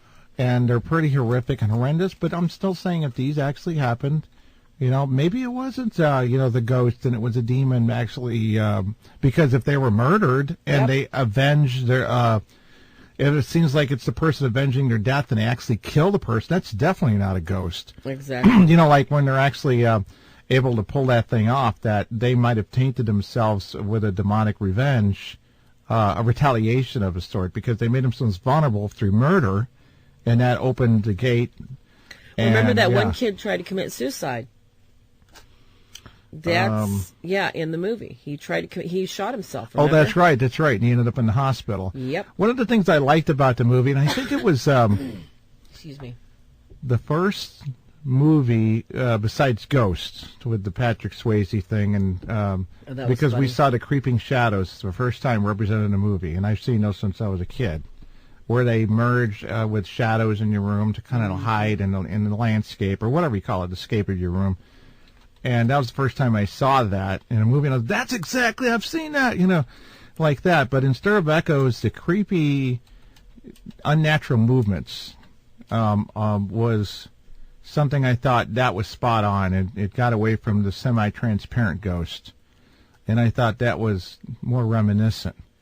Now, Kevin Bacon would be considered what they call psychic mediums or so forth now, and his experience was enhanced, of course. When it's like that, you can be heavily manipulated by a demonic spirit unless you are on a higher path to walk with God, like Padre Pio and so forth. True. And so he would not have become so obsessed that he did brainless things like taking a rental house and busting a hole with the floor any more than Richard Dreyfuss's family breaking up and him crashing potted plants through the window so he can make a landscape that looks like Devil's Mountain, or out of mashed potatoes, which was pretty harmless, and you can bury your peas in there so no one knows you didn't eat your peas, like I do when I was a kid. But that's, the ghosts hidden in the house. There was one story that was on TV. It was a business. It had plaster walls, and a spirit gave them the wild ghost chase. And that is where they were trying to say, my body is in this wall here. Mm-hmm. Well, they did $5,000 worth of damage. Only $5,000. Yeah, not bad. That's just bizarre. Looking for it, and they never found nothing. In other cases, they found only, we found some bones. No, it's a chicken bone. Like a cat could have dragged a bird under the house even. The cat always leaves me live birds. Yeah. Dead birds. Yeah, and then not bones. Not buried, especially. It's that, what are they, bears? Kidding. What is up with that? Yeah. So that was that movie, we believe if that was truly a spirit, it was more demonic. It was not an actual ghost haunt. That's just not the way they act. Yeah. And it was very, very highly unlikely that a human spirit would come back like that unless the human spirit itself was involved with great mortal sin before it died. Yeah. And that's a shame, too, that ghosts can't simply help you find her killer. They're not able to. It's too late. Their game's over. And now they're alive, but Hollywood wants you to believe that or whatever. Folklore seems to point that way. When the person who murdered is cursed, they have nightmares. If that person they killed actually became a minion of demons, they might be working with demonic spirits, but it's typically going to be evil. But we also have to address the issue of hypnotic trance. Oh, that's right. That's a topic for tonight, too. Totally, Go because, ahead. When you talk to people like I used to smoke years ago, and I thought the only way I'm ever going to quit smoking is if I go and get hypnotized. Because the power of hypnotic suggestion, if you are suggestible, boy, it works like a charm right away. Quick as you please. And in the movie, we had somebody, and I quit smoking a long time ago, folks. I had to do it cold turkey the hard way. And, of course, eat, and get fat, until I had to, stop eating. But the problem we have with this type of hypnotic suggestion here is that it's posed as a game. The hypnotic suggestion was so laissez-faire that basically he was so easy to suggest that he would be open to anything. Hypnotic suggestion 1 doesn't exactly work that way. It is more of a transcendental meditation. I can tell you from personal experience, from being hypnotized, it is being almost in a different state of being, because you are literally awake but not awake. You are definitely, your spirit is open to just about anything and everything. So in the movie, they made it look simple, and they made it apparently easy for him to be open to spirits. How often does that happen? Yeah, we don't have any actual statistics on that from people that go to get hypnosis. I would have to say, from the people that I know that have got it for weight loss and smoking, that you're not going to get possessed, you're not going to get harassed. Yeah. From the people that are going, so they can learn about, if they're psychic, they want to learn about past lives, they might become oppressed. They might bring back something that decides it wants to play with them. You're taking a risk, as in any form of dabbling. It's not a healthy thing to be attracted to, and that's my professional opinion. Definitely, and you nailed it right on the head. In the first book that I wrote, Catholic Demonologist Handbook, and the Christian Demonologist Handbook, we talk about altered states of consciousness that drugs, self-hypnosis, and other forms that can put you in to such a subconscious state that your guard is down. You left your keys in the ignition. Even though you're sitting in the car drunk, somebody can get in and drive you away. And this is what happens when people come off from anesthesias and so forth, and they act possessed for a little bit. And then when they consciously wake up, the spirit doesn't have legal right, so their consciousness is able to regain control of their body. This is what we found from research. It's there if you look. You can talk to ER doctors and so forth and get statistical values. But it's alarming, and this is what happens to alcoholics, too. Eventually, you become more and more weak. The more you repeat it, just like using a Ouija board, it's not necessarily the first few times that you get it, anything that's going to happen. It may not happen, and you may not notice it for a long time for the same reason. And in that movie, he did get it, and he blamed her and her hypnosis for turning something on in his mind. Yep. Technically, what would have happened if he did that was he got a demonic attachment at the moment that he allowed her to put him in that hypnosis state, in the same way that a medium would sit and channel a spirit, that it came upon him and entered into him in some way in the form of an impression of an attachment, and that enhanced the ghost experience. And, he would have never found the girl in the house. The way it let in, that would have been a rare thing, because his other experiences could have been the whole thing, and he would end up in a nut house, even though he was actually, oppressed. So I guess that's kind of sums it up about that movie. We like to talk about the old ones, but let's move on with the Ask a Demonologist questions.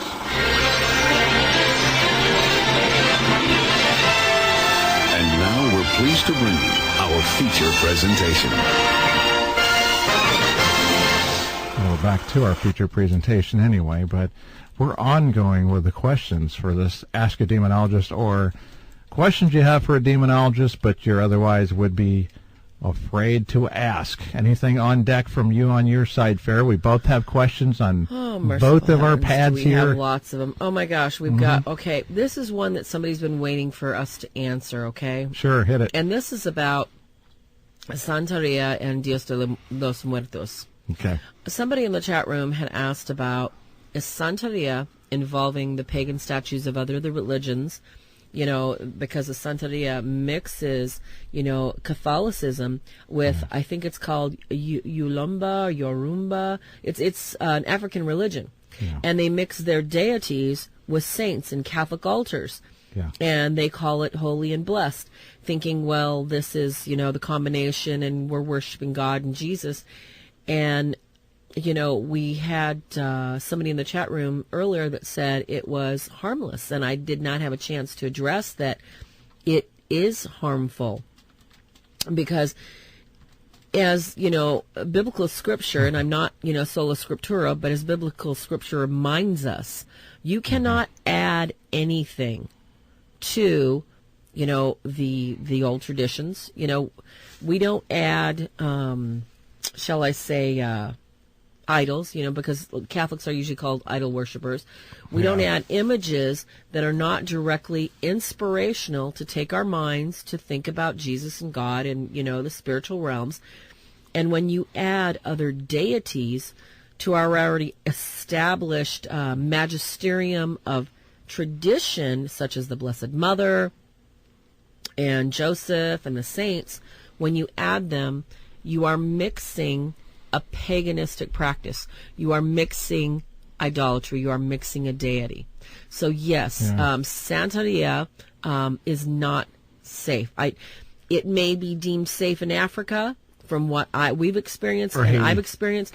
Yeah. It may be safe there. There may be priests that bless the old images of these pagan gods and say, I don't think it's safe at all, because they cut a chicken's head off in a.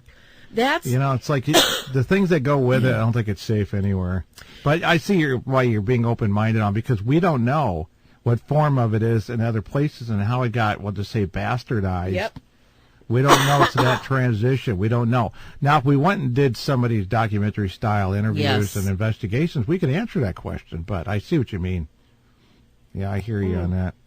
And that's a big thing too. In talking about Dios de los Muertos. All right, from my experience, the Santeria that I have seen practiced is, it is basically not Catholicism. It is a offshoot. It's a schism. So I can't call it, part of Catholicism. The Dios de los Muertos is very Catholic in Mexico, and it actually is the way they celebrate the saints. Me, as an American, I have a problem with it because I really don't want to celebrate the dead. And Dios de los Muertos is all about, the death masks and it's basically these zombie-looking things that are brought back from the dead. Is it safe? If you weren't raised in that culture, I would say no.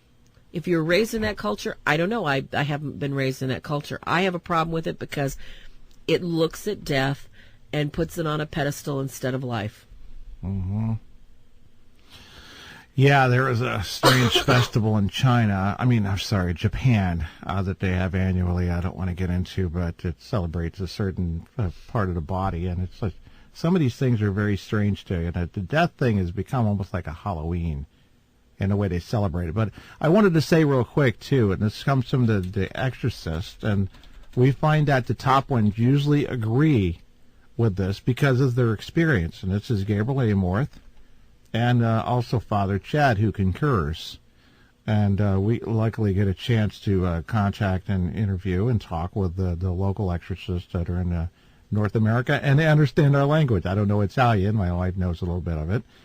But when asked which, we'll just say, faith was behind or responsible for the most possessions, and the answer was Satanism, Santeria, voodoo and those forms, and Hinduism were the underlining religion behind the worst cases of possession that the exorcist had difficulty in removing and dealing with, the power and the level of it. Food for thought. Food for thought out there. Not Buddhist. You didn't hear that one in there, did you? But we're going statistics on this thing, so there's no bias in that at all. Spirits related to those cultures or whatever, faith, whatever you call it, like that. Just a little point of interest there. Another great question. Oh, did anything last to add, just to make sure you have everything, all the dots on the I's think and that T's basically crossed? kind of covers it, because, like I said, that's the problem that I've had in dealing with people that are attempting to clean up their lives from curses and spells and basically, some occult practices that just don't go really hand in hand with basically mainstream being in the light Christianity or Catholicism.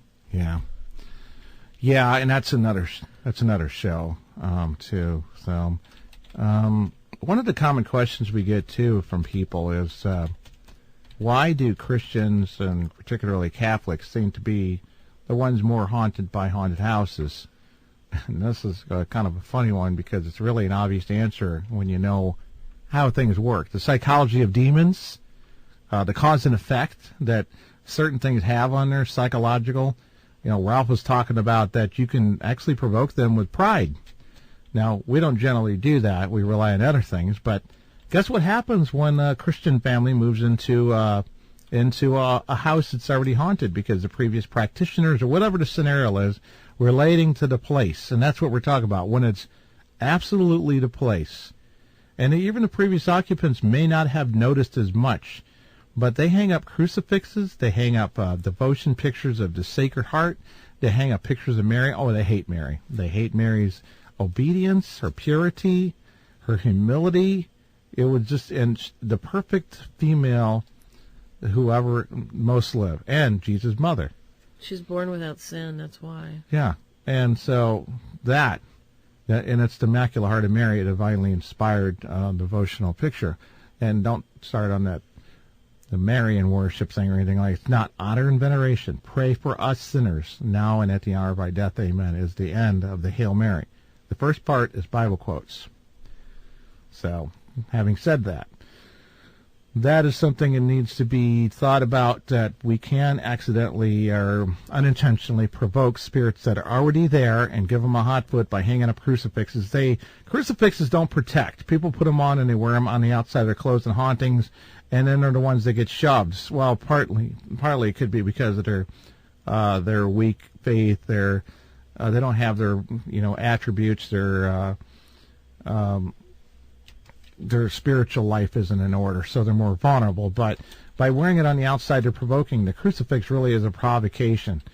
When the exorcists use it, or we use it in a house or whatever, it's part of the thing is actually to cause metaphysical pain upon the spirits present.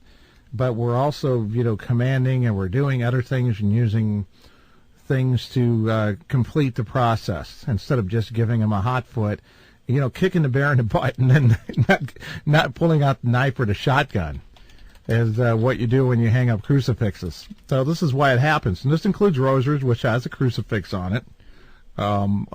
Bibles to some degree, if it's been read a lot and prayed with, it can become kind of a holy object.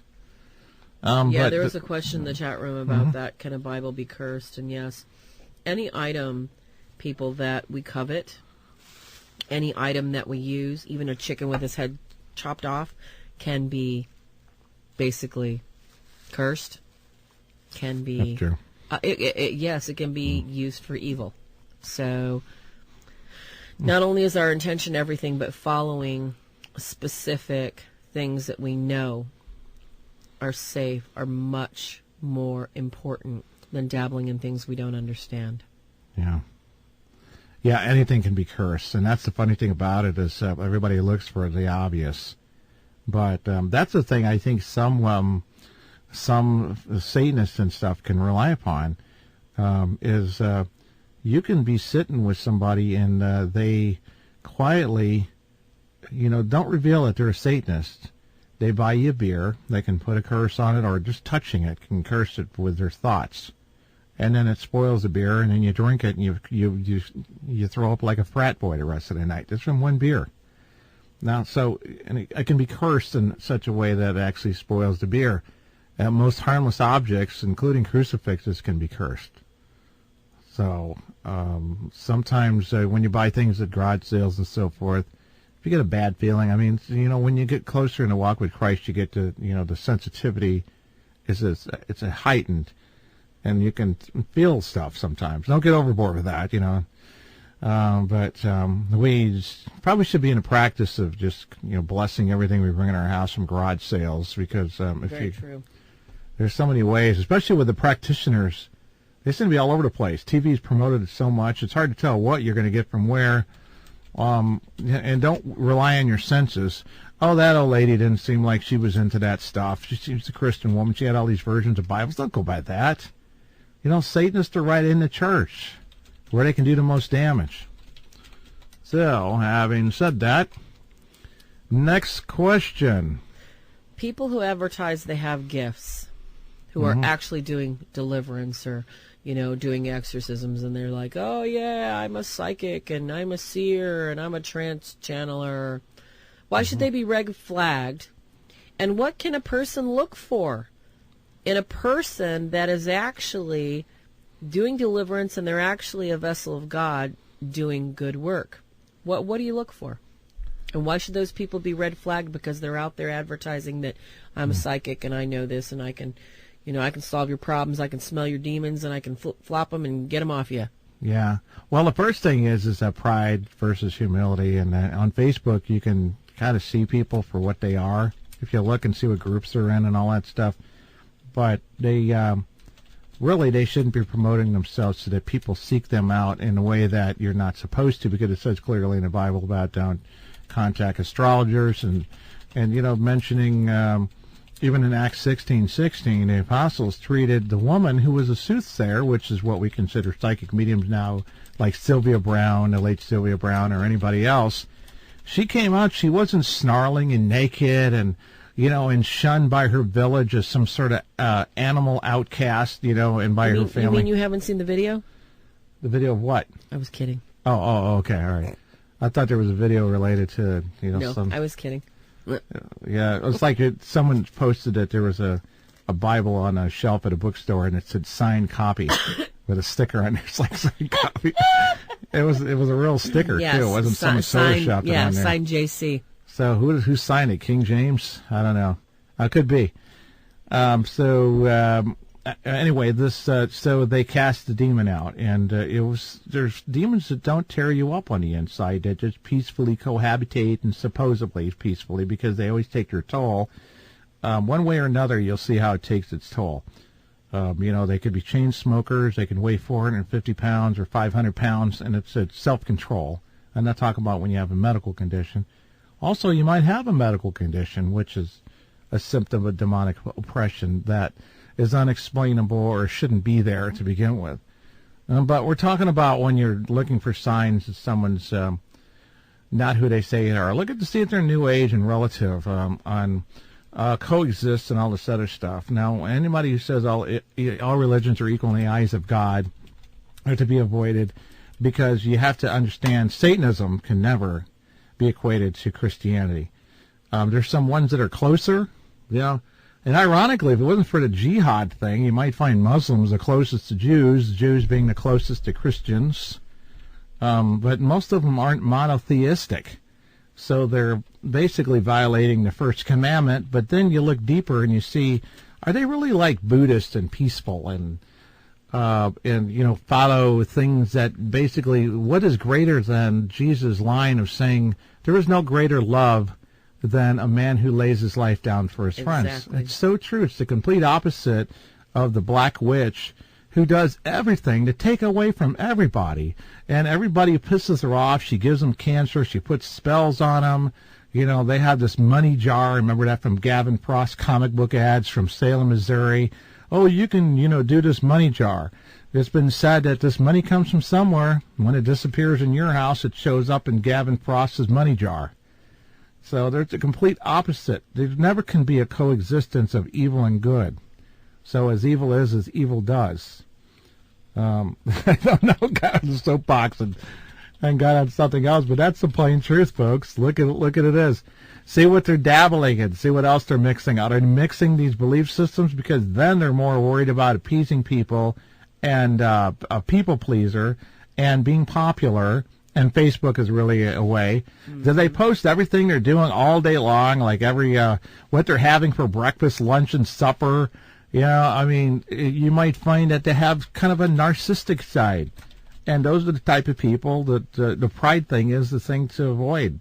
Because if you're really on a spiritual walk with gifts of a saint, you're not going to have the elements of underlying pride. So we know people should basically avoid braggarts, braggadocios, people that are full of themselves, people that are not giving glory to God, or, saying, what, I'm really nothing. I'll do my best to help you. What should they look for? What's the number one thing they should look for in somebody that claims that they can help somebody? And what they look for in someone that claims. No. Okay. Somebody's saying that, okay, I think I can help you. How do you find out what's the thing you should look for if you know, you have to have somebody that is basically holy, somebody that is basically doing God's work. What can you look for in somebody? Yeah, the other thing is look and see what their post sees. How many things did they quote? Are they just quoting Gandhi and Confucius? How about the paranormal teams? How about they don't even find the person on Facebook? How about they find the person like on Craigslist or a church? How many people in churches we've seen that, It's a long answer. Yeah. What's the first thing you look for? I'd say humility. Yeah, pride versus humility. That's what we're talking about in the beginning of it. Affiliation. Anytime someone claims to be Christian, there's a lot of phony clergy out there. Everybody on TV is pretty much phony except for Father Bob Bailey, who's with a parish now in Rhode Island. Now that he's doing that, his duty as a pastor, which is like the manager of the company, and and all the other responsibilities that go with it, he can't go and help on cases as much outside of the area where he used to go and help Lorraine Warren or Ryan Buell with Paranormal State. Now that was then. This is now. We have to watch for the personality traits and so forth that are negative. Look for, also, how much are they talking about Jesus and what they say? Listen to the radio interviews and so forth. Are they just talking about love and light? Or do they really talk about Jesus? Because you can't get this done without Jesus' name. We have the authority given to us, and you can't say Yahweh, which is just a Jewish nickname for God. It's not. No one knows God's name. He said to Moses of all people, who actually spoke face-to-face with him, more or less, as close as you can get. He says, I am who I am. He did not say what his name was. No. You can't say in the name of Yahweh, I cast you away. So look for, some of those things as well. Unfortunately, it's a long answer, but it's sometimes more looking for the negatives, which nullify the positives. The negatives cannot be there. And, like if somebody thinks they say something negative about us, ask about it. You've probably misread it, or if someone's lying or whatever. Because we're very careful about who we associate with and what we do and what we say. Make sure that they're associated, if they're Christian, with a real church A real organized denomination. They were ordained. They went to their pastor training, Bible school. Now they're Presbyterian minister, which doesn't necessarily qualify them to be a spiritual warfare, because even them, they don't teach heavy enough and enough. But still, they are who they say.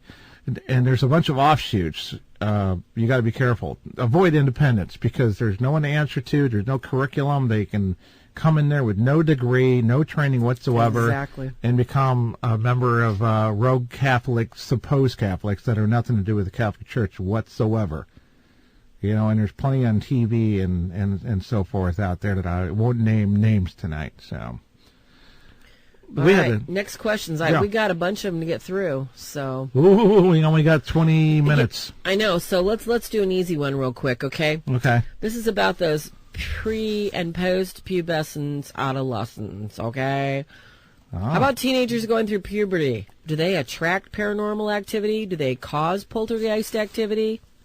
Wow, that's another one of those ones that we can go into a little bit of detail. And first, I'm going to say this, that when you teenagers are lose paranormal. your job and you're already in a haunted house, let's say you move into a house and you don't hang crucifixes everywhere, but another way to provoke spirits is to give them what they want, a lot of it, which is negative emotions. And there's so much that comes from losing a job. The spouses argue, what did you buy that for? We can't afford that now. I lost my job. And then there's arguing, bickering, and all that stuff. And the kids feel horrible. They overhear it, and this negativity will provoke in another way, almost empower, and wake up the sleeping giant. But it's already there.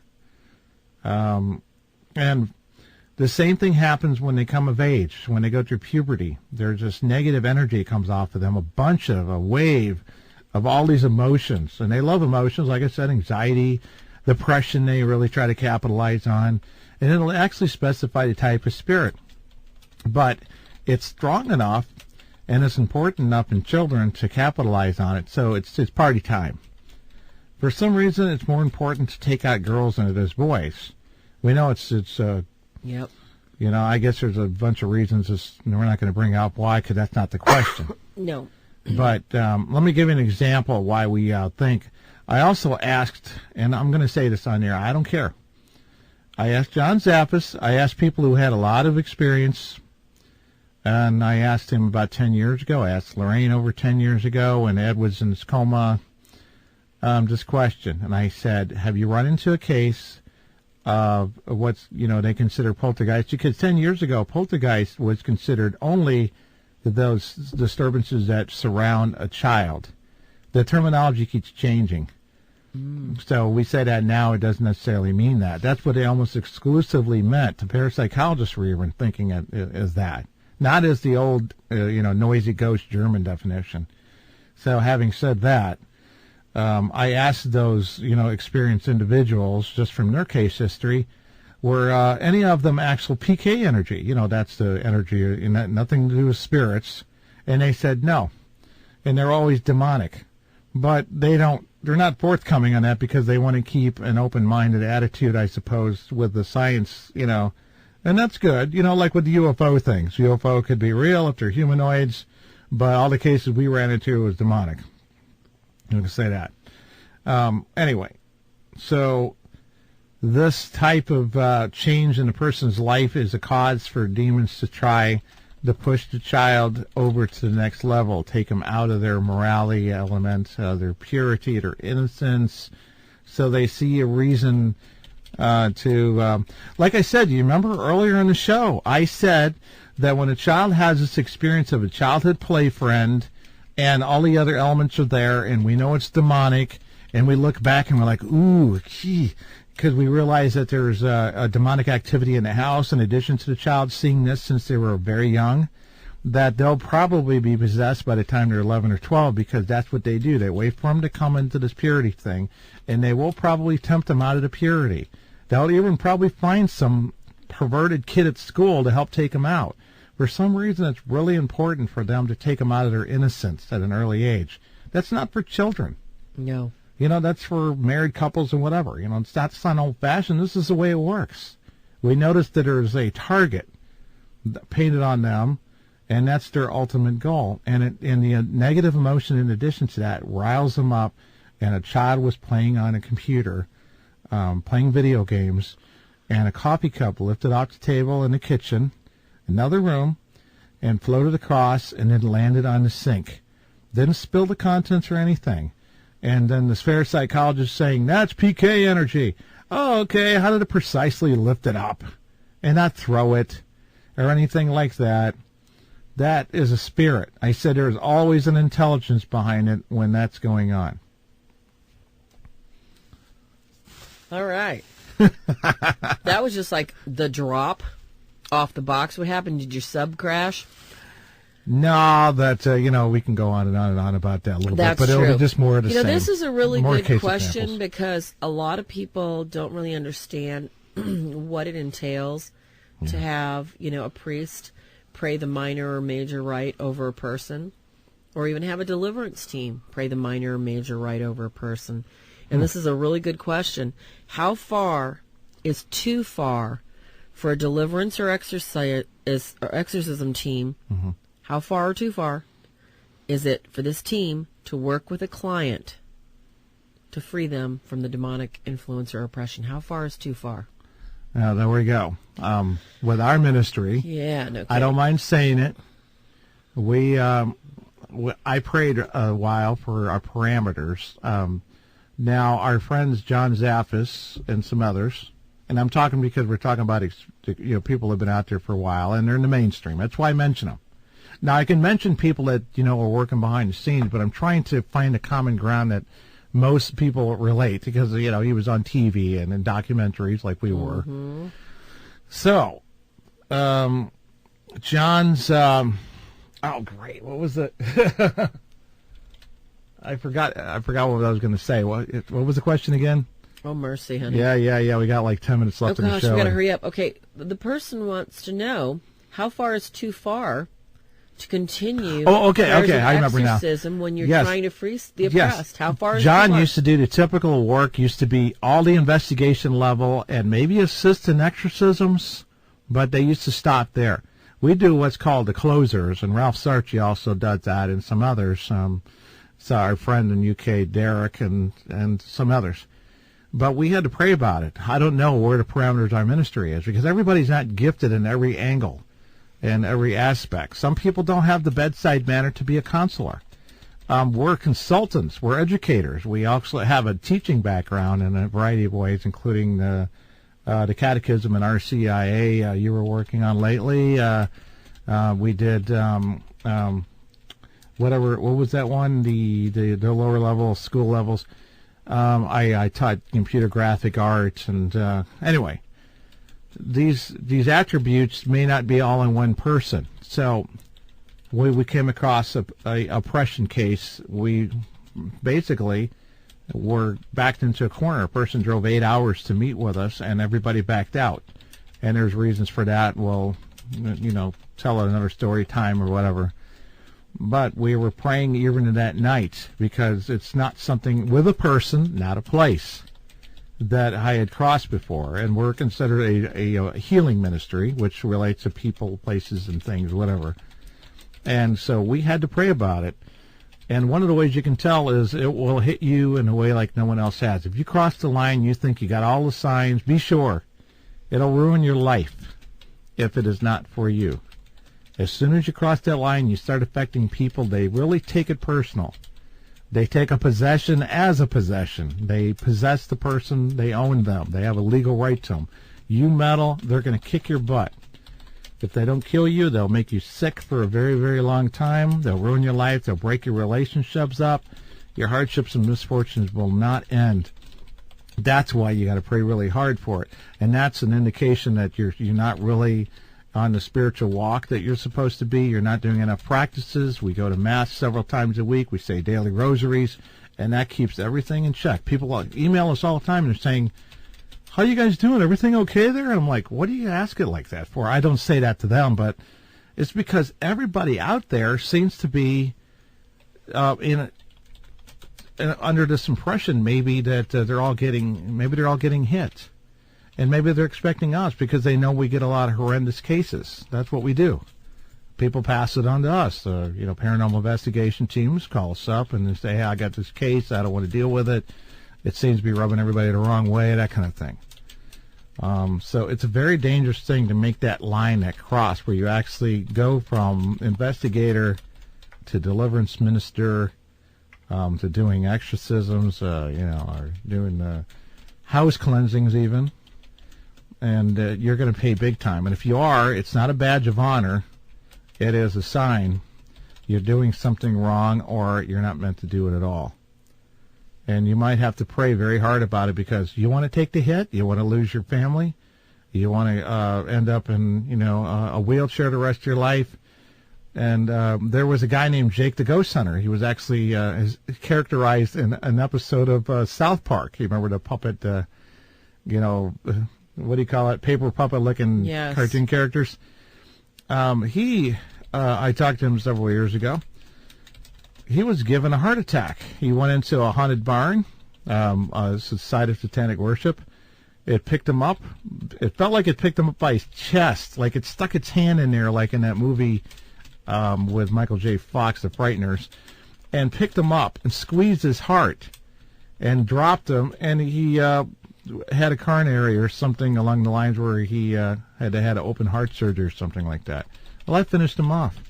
He was, when I went to conventions or whatever thing that I was doing back then 10 years ago, he was nowhere to be seen. And I saw him in the chat room, and that's what I heard. Now, that's just one of the cases of extreme. Don't be surprised if you don't get a heart attack or something, and the doctor just tell you, oh, it was just a stroke. And you're saying, oh, good, thank God it wasn't demonic. That means when you get out of the hospital, you're going to go back and you're going to go back for more abuse. No, God does not let that happen to you. If you're meant to do the work, we have formulas for, a good prayer life and a good spiritual life, because nobody can get away from living the life like a religious. Either Father Chad Rippinger, the ordained traditional priest, PhD, found out that you have to say daily prayers to keep it off you. Legally keep it off you. And that's not enough. You got to do a lot more than that, too. Ralph talks about fasting, all of those types of things. So, yep. This is a very important thing, so that's why the long answer. True. Yeah. All right, now, this is the one that always people, and this came up earlier, Ken, because this really needs to be addressed again. There's all sorts of different methods from different cultures. We talked about this. People involve different techniques from the homeland, and they think that they can mix it with Christianity. So somebody wants to know, how does sage work versus holy water? And what's the truth in the urban myths based behind the misuse of sage? There's so many people saying, oh, yeah, I'm a shaman. I've got 194% of 100 of Native American in me. Yeah. So I ought to be able to use sage. Yeah.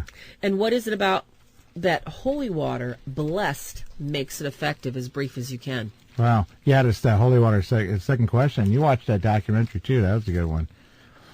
You ever hear that expression? Well, that's in the Bible, too, isn't it? That even though we carry it on in daily, in ministry, and sometimes it comes up, and it says you cannot serve two masters. Nope. And sometimes people say, because we do this in life, when you have a cold, you don't take vitamin C. You might take an antihistamine, or you might take, decongestant. And they do this with hauntings, and they think that, Native American, and by the way, Native American is not a general religion, and they act like it is. Yep. Look at it. You had sacrifice. They sacrificed their own children. They ritually sacrificed their enemies. They kept them in cages and took them out, just like the Satanist. They ritually ate them, cannibalism. They ate each other, there is no shaman religion straight across the board, Native American religion. That's a farce. There's only some of them. There might be a Native American line in your bloodline, talking to someone specific out there, maybe it might apply to them or not.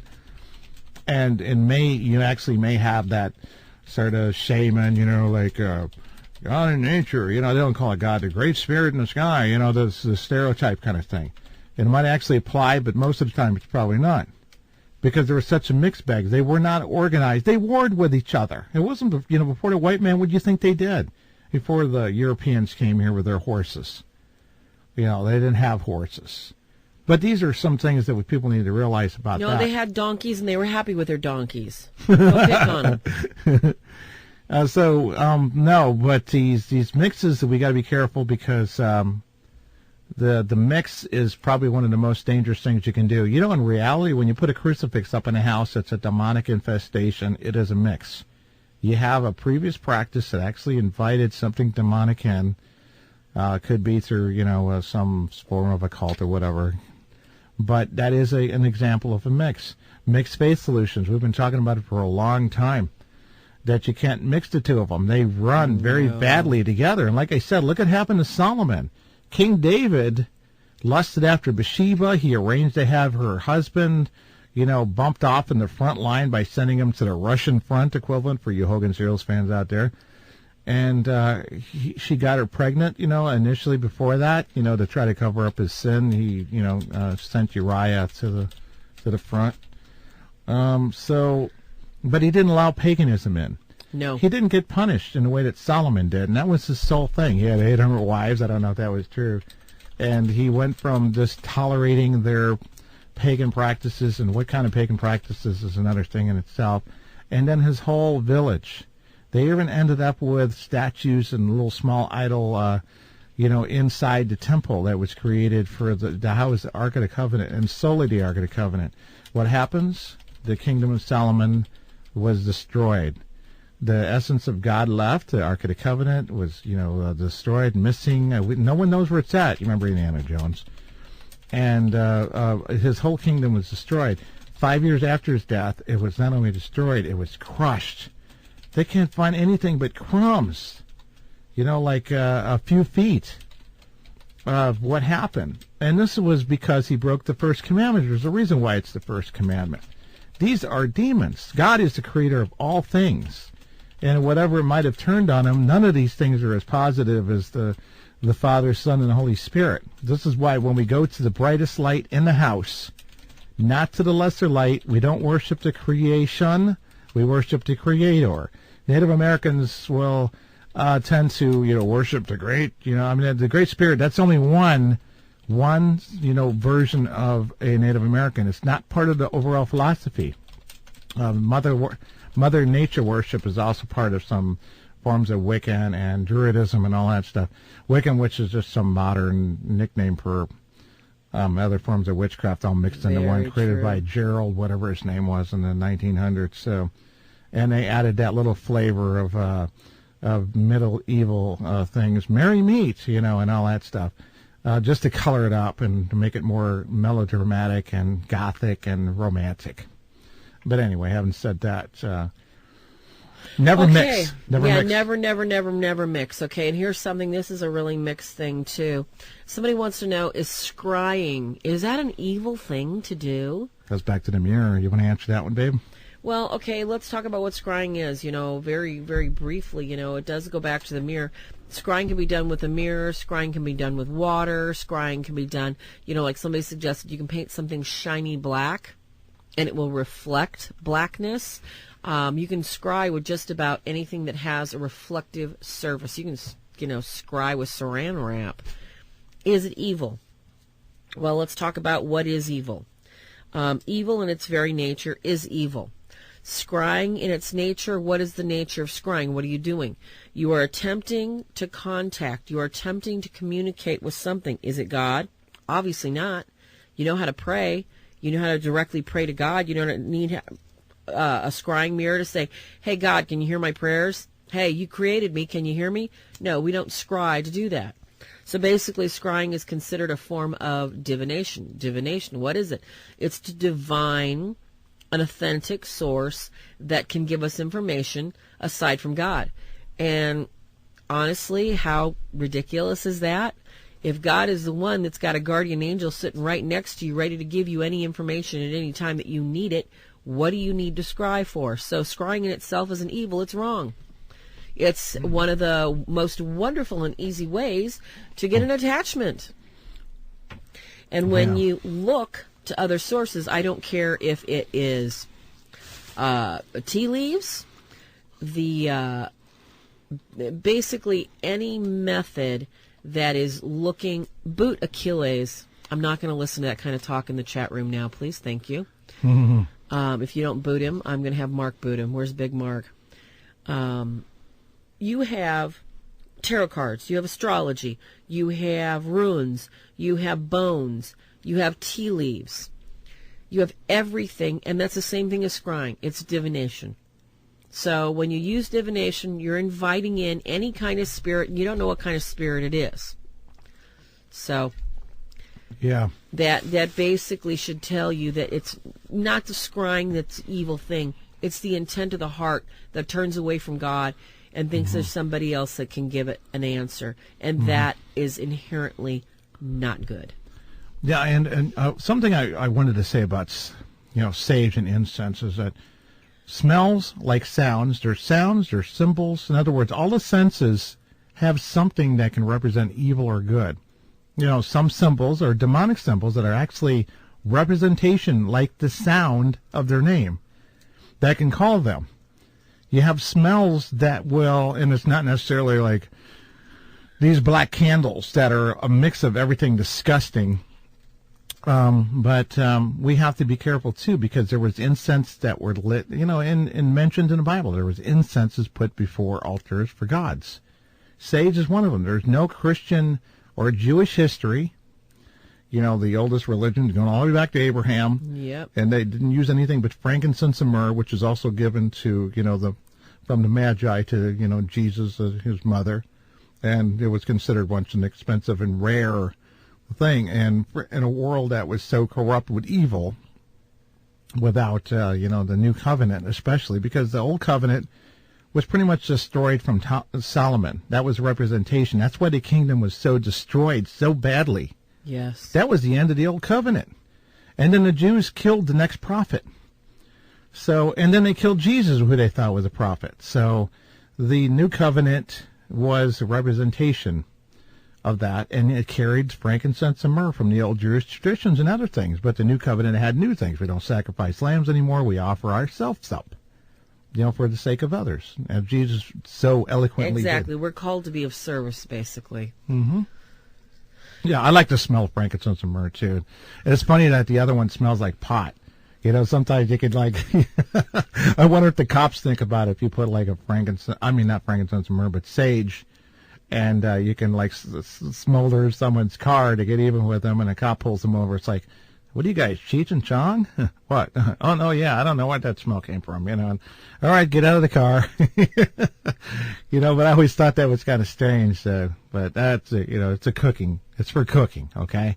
You're not going to run anything out. I used to equate it to fart in an elevator but I hadn't found that it had any real effectiveness. If anything, they change their strategy to give you the illusion it's working, and then they start wrecking your life, hitting you below the belt. Mm-hmm. And stop, making things go bump in the night. It's always a farce. And I can think of, we're talking 40 years here, analyzing cases, interviews, whatever.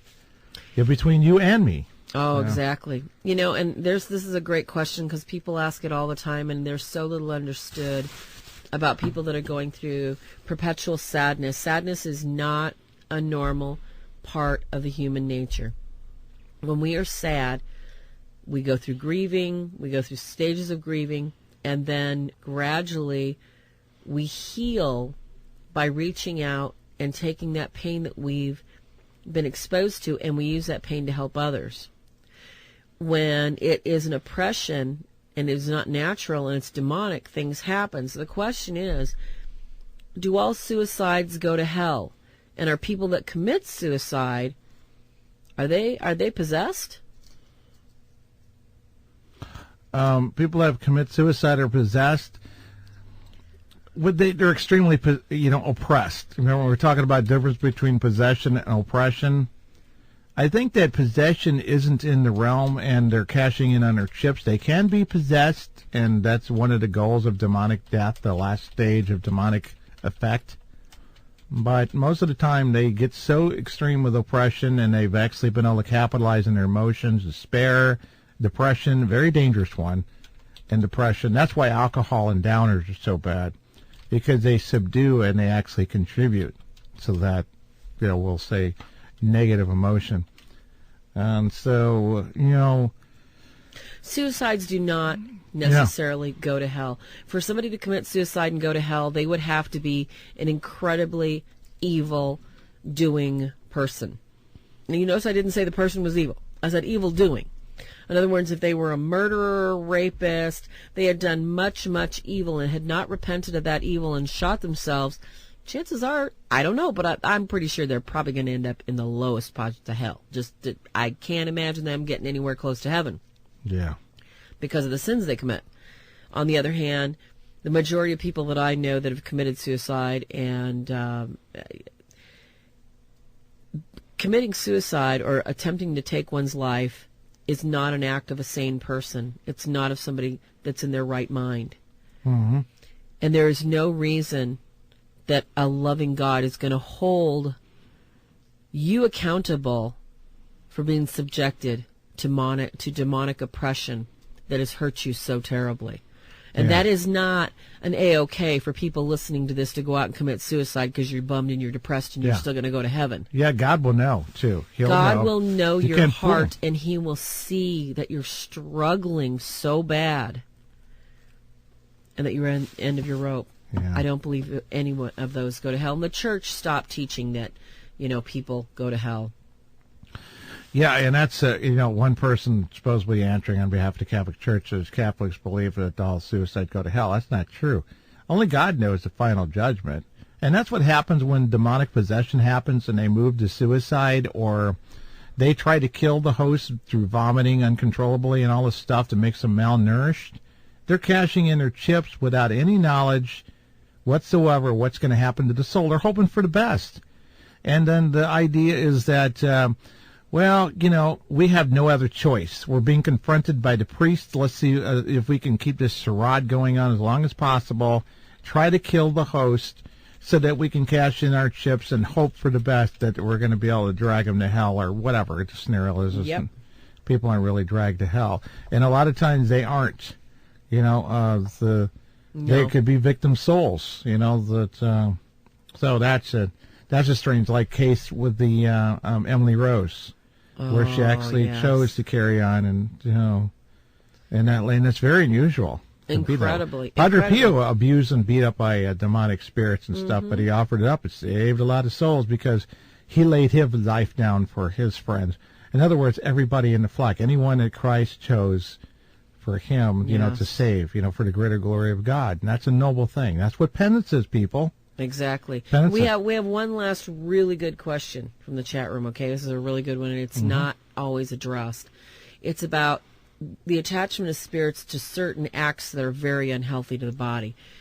And the person wants to know, are there acts such as watching pornography that has a spirit attached to them that can cause somebody to be further oppressed? Or do people watch pornography because they are oppressed?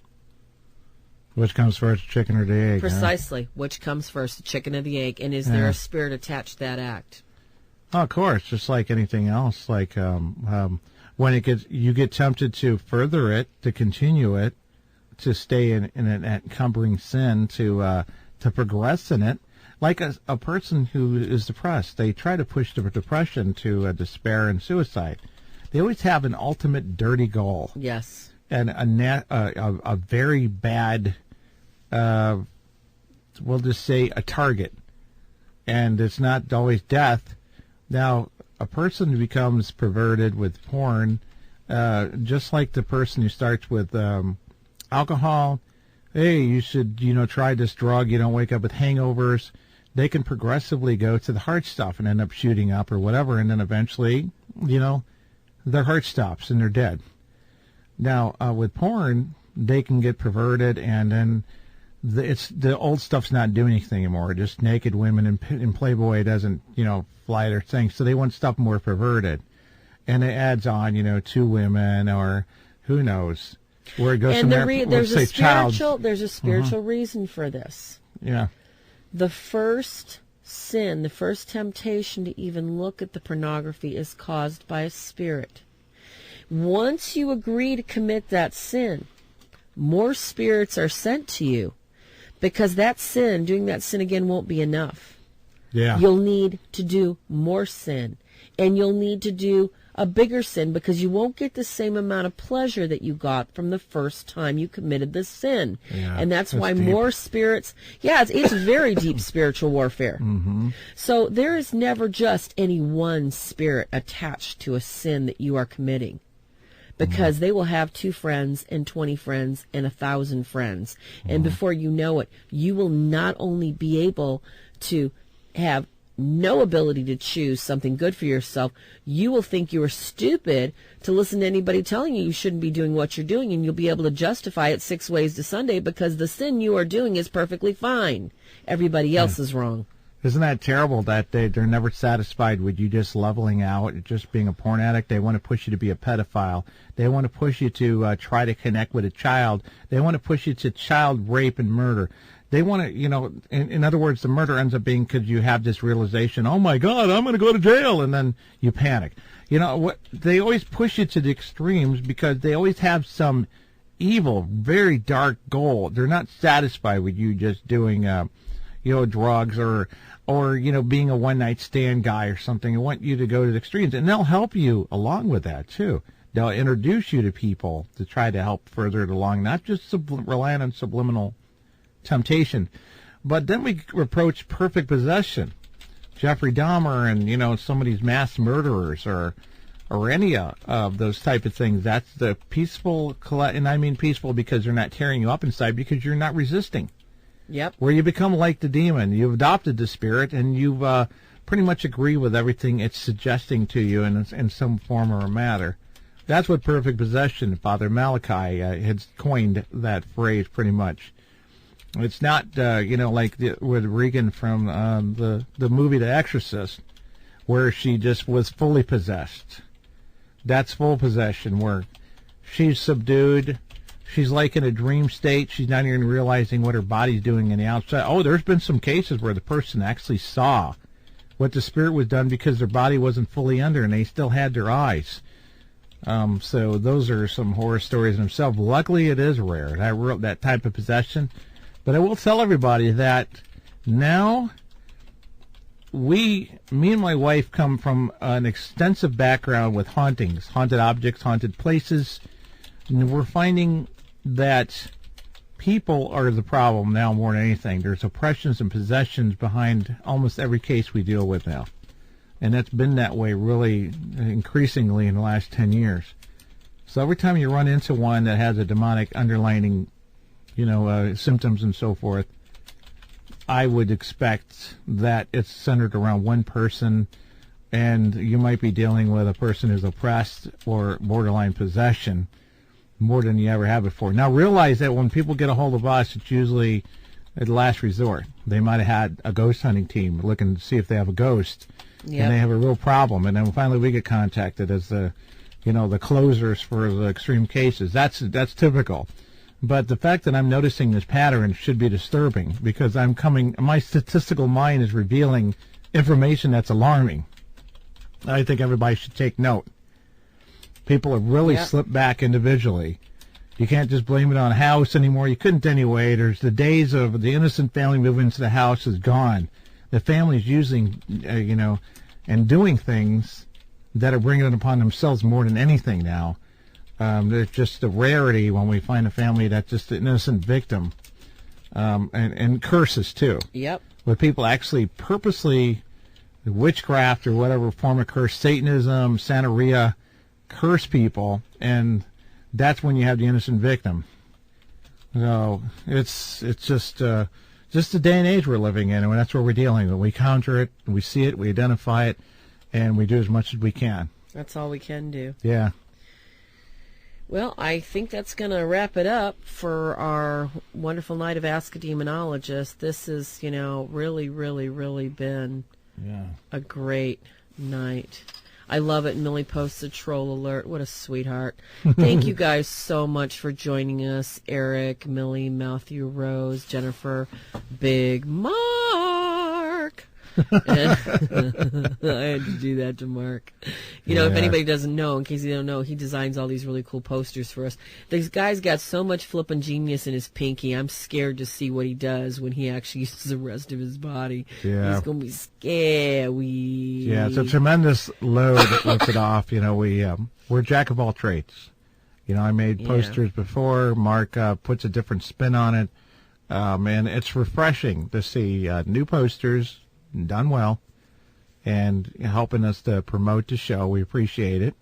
And it's all, you know, we're doing this all for the service of others and, you know, for the greater glory of God, literally. Actually, you know, it's not for profit ministry. Yeah. You know, so what we do, we're basically secular Franciscans for a reason. We want to open dialogue. There's nobody of any faith we've ever turned away, even if they've had no faith or they claim to be pagans, they claim to be witches. If they want help and they want to help themselves, we'll help them. Yeah. And I think that's the most important thing that all of us have to remember.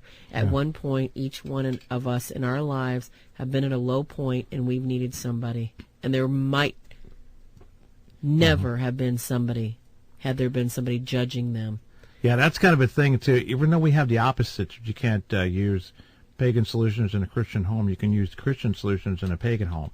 And that includes Muslim for the, you know, the jinn, you know, that the brightness, the light, we'll just say universally, of the, you know, the old Christian ideals and, you know, using holy water, using holy oil, all these things that, you know, have significantly been prayed over to give them an oomph, the tools of the, you know, the old church, they will significantly work.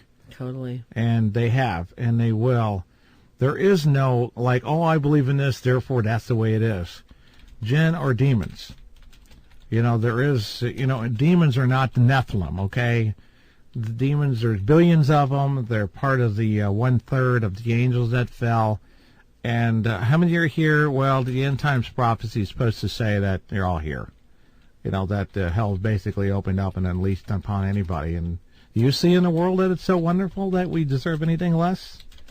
You know, the populace, it's pretty scary stuff. So anybody needs us, give us a contact. You can, you know, call us on our direct hotline at 573-990-1333. Help at CatholicDemonologist.com or help at swordsofsaintmichael.org. And if you'd like to find specific books by us, if you have a need for specific blessed metal, prayer beads, rosaries, keychains, you know, exorcism rings. Now I'm going to make toe rings too, ladies. I'm putting toe rings in the line. You can find us either at www.swordsofsaintmichael.org, or you can find more products, information, blessed metals, and also, well, we don't bless the metals till after you buy them, because we don't commit Simonry here, folks. But we have some shows. We've got, you know, some of the shows jam-packed onto CDs you can find, and that's at www.etsy.com/shop/ my first and middle name, Farah Rose. And you can always PM us at any time if you have any questions. Like Ken said, you know, don't hesitate. If we're too busy, I promise you, we're going to get back to you, you know, within 24 hours if you can leave us a message. And Ken's usually always available. But you can find us if you want to find more information about the show. Like our page, Demonology Today, Radio TV, because we're also on Roku and we're opening up our own channel soon, television channel for all our videos. Or join our group so you can just join in discussions on a regular basis, Demonology Today Radio. And, you know, like I said, you can always PM us, Kenneth, Farah, Deel. Yeah. And, yes, toe rings, Rose. Oh, my gosh. Funky toe rings with little flowers and little St. Benedicts dancing on your toes and your little ears. I got earrings, too, but, you know, I'm kind of out of earrings right now. But, yes, folks, that was, thank you. We did get a lot in. I want to thank you all for joining us. Thank our wonderful illustrator, Mark Nelson, Deb Johnson, Alan Rupnick, and, of course, you know, God that makes everything possible. And thank you all for being here. Say, Michael, for your protective intercession. And yes. At the end of the show, we always remind you, the battle's already been won. And we're here to help you make it through the fight and fight it well. God bless you all. Good night from all of us here at Demonology Today Radio. Hello, this is Kenneth Deel, Demonologist, along with my wife. Farah. This is something we get a lot of requests for, and people just don't know how to get a hold of us directly. The biggest answer for that is by email. They would contact us at help@catholicdemonologist.com or help@swordsofstmichael.org. You can find us online on Facebook by looking up Kenneth, Farah, Deel. And we have a great many groups on there, don't we? If you need prayer, we've got a private group called Prayer Warriors, Prayer for the Spiritually Afflicted. Also, got a fantastic Demonology Today radio show page. We have a page called Extreme Haunting. Yes, and along with one called Ghostology and Demonology, the Sandbox, where you can just toss around some theories and ideas and even ask a demonologist, which is a form, of course, that me and Farah personally answer, or contact us directly by phone at 573-990-1333. The Haunted Help.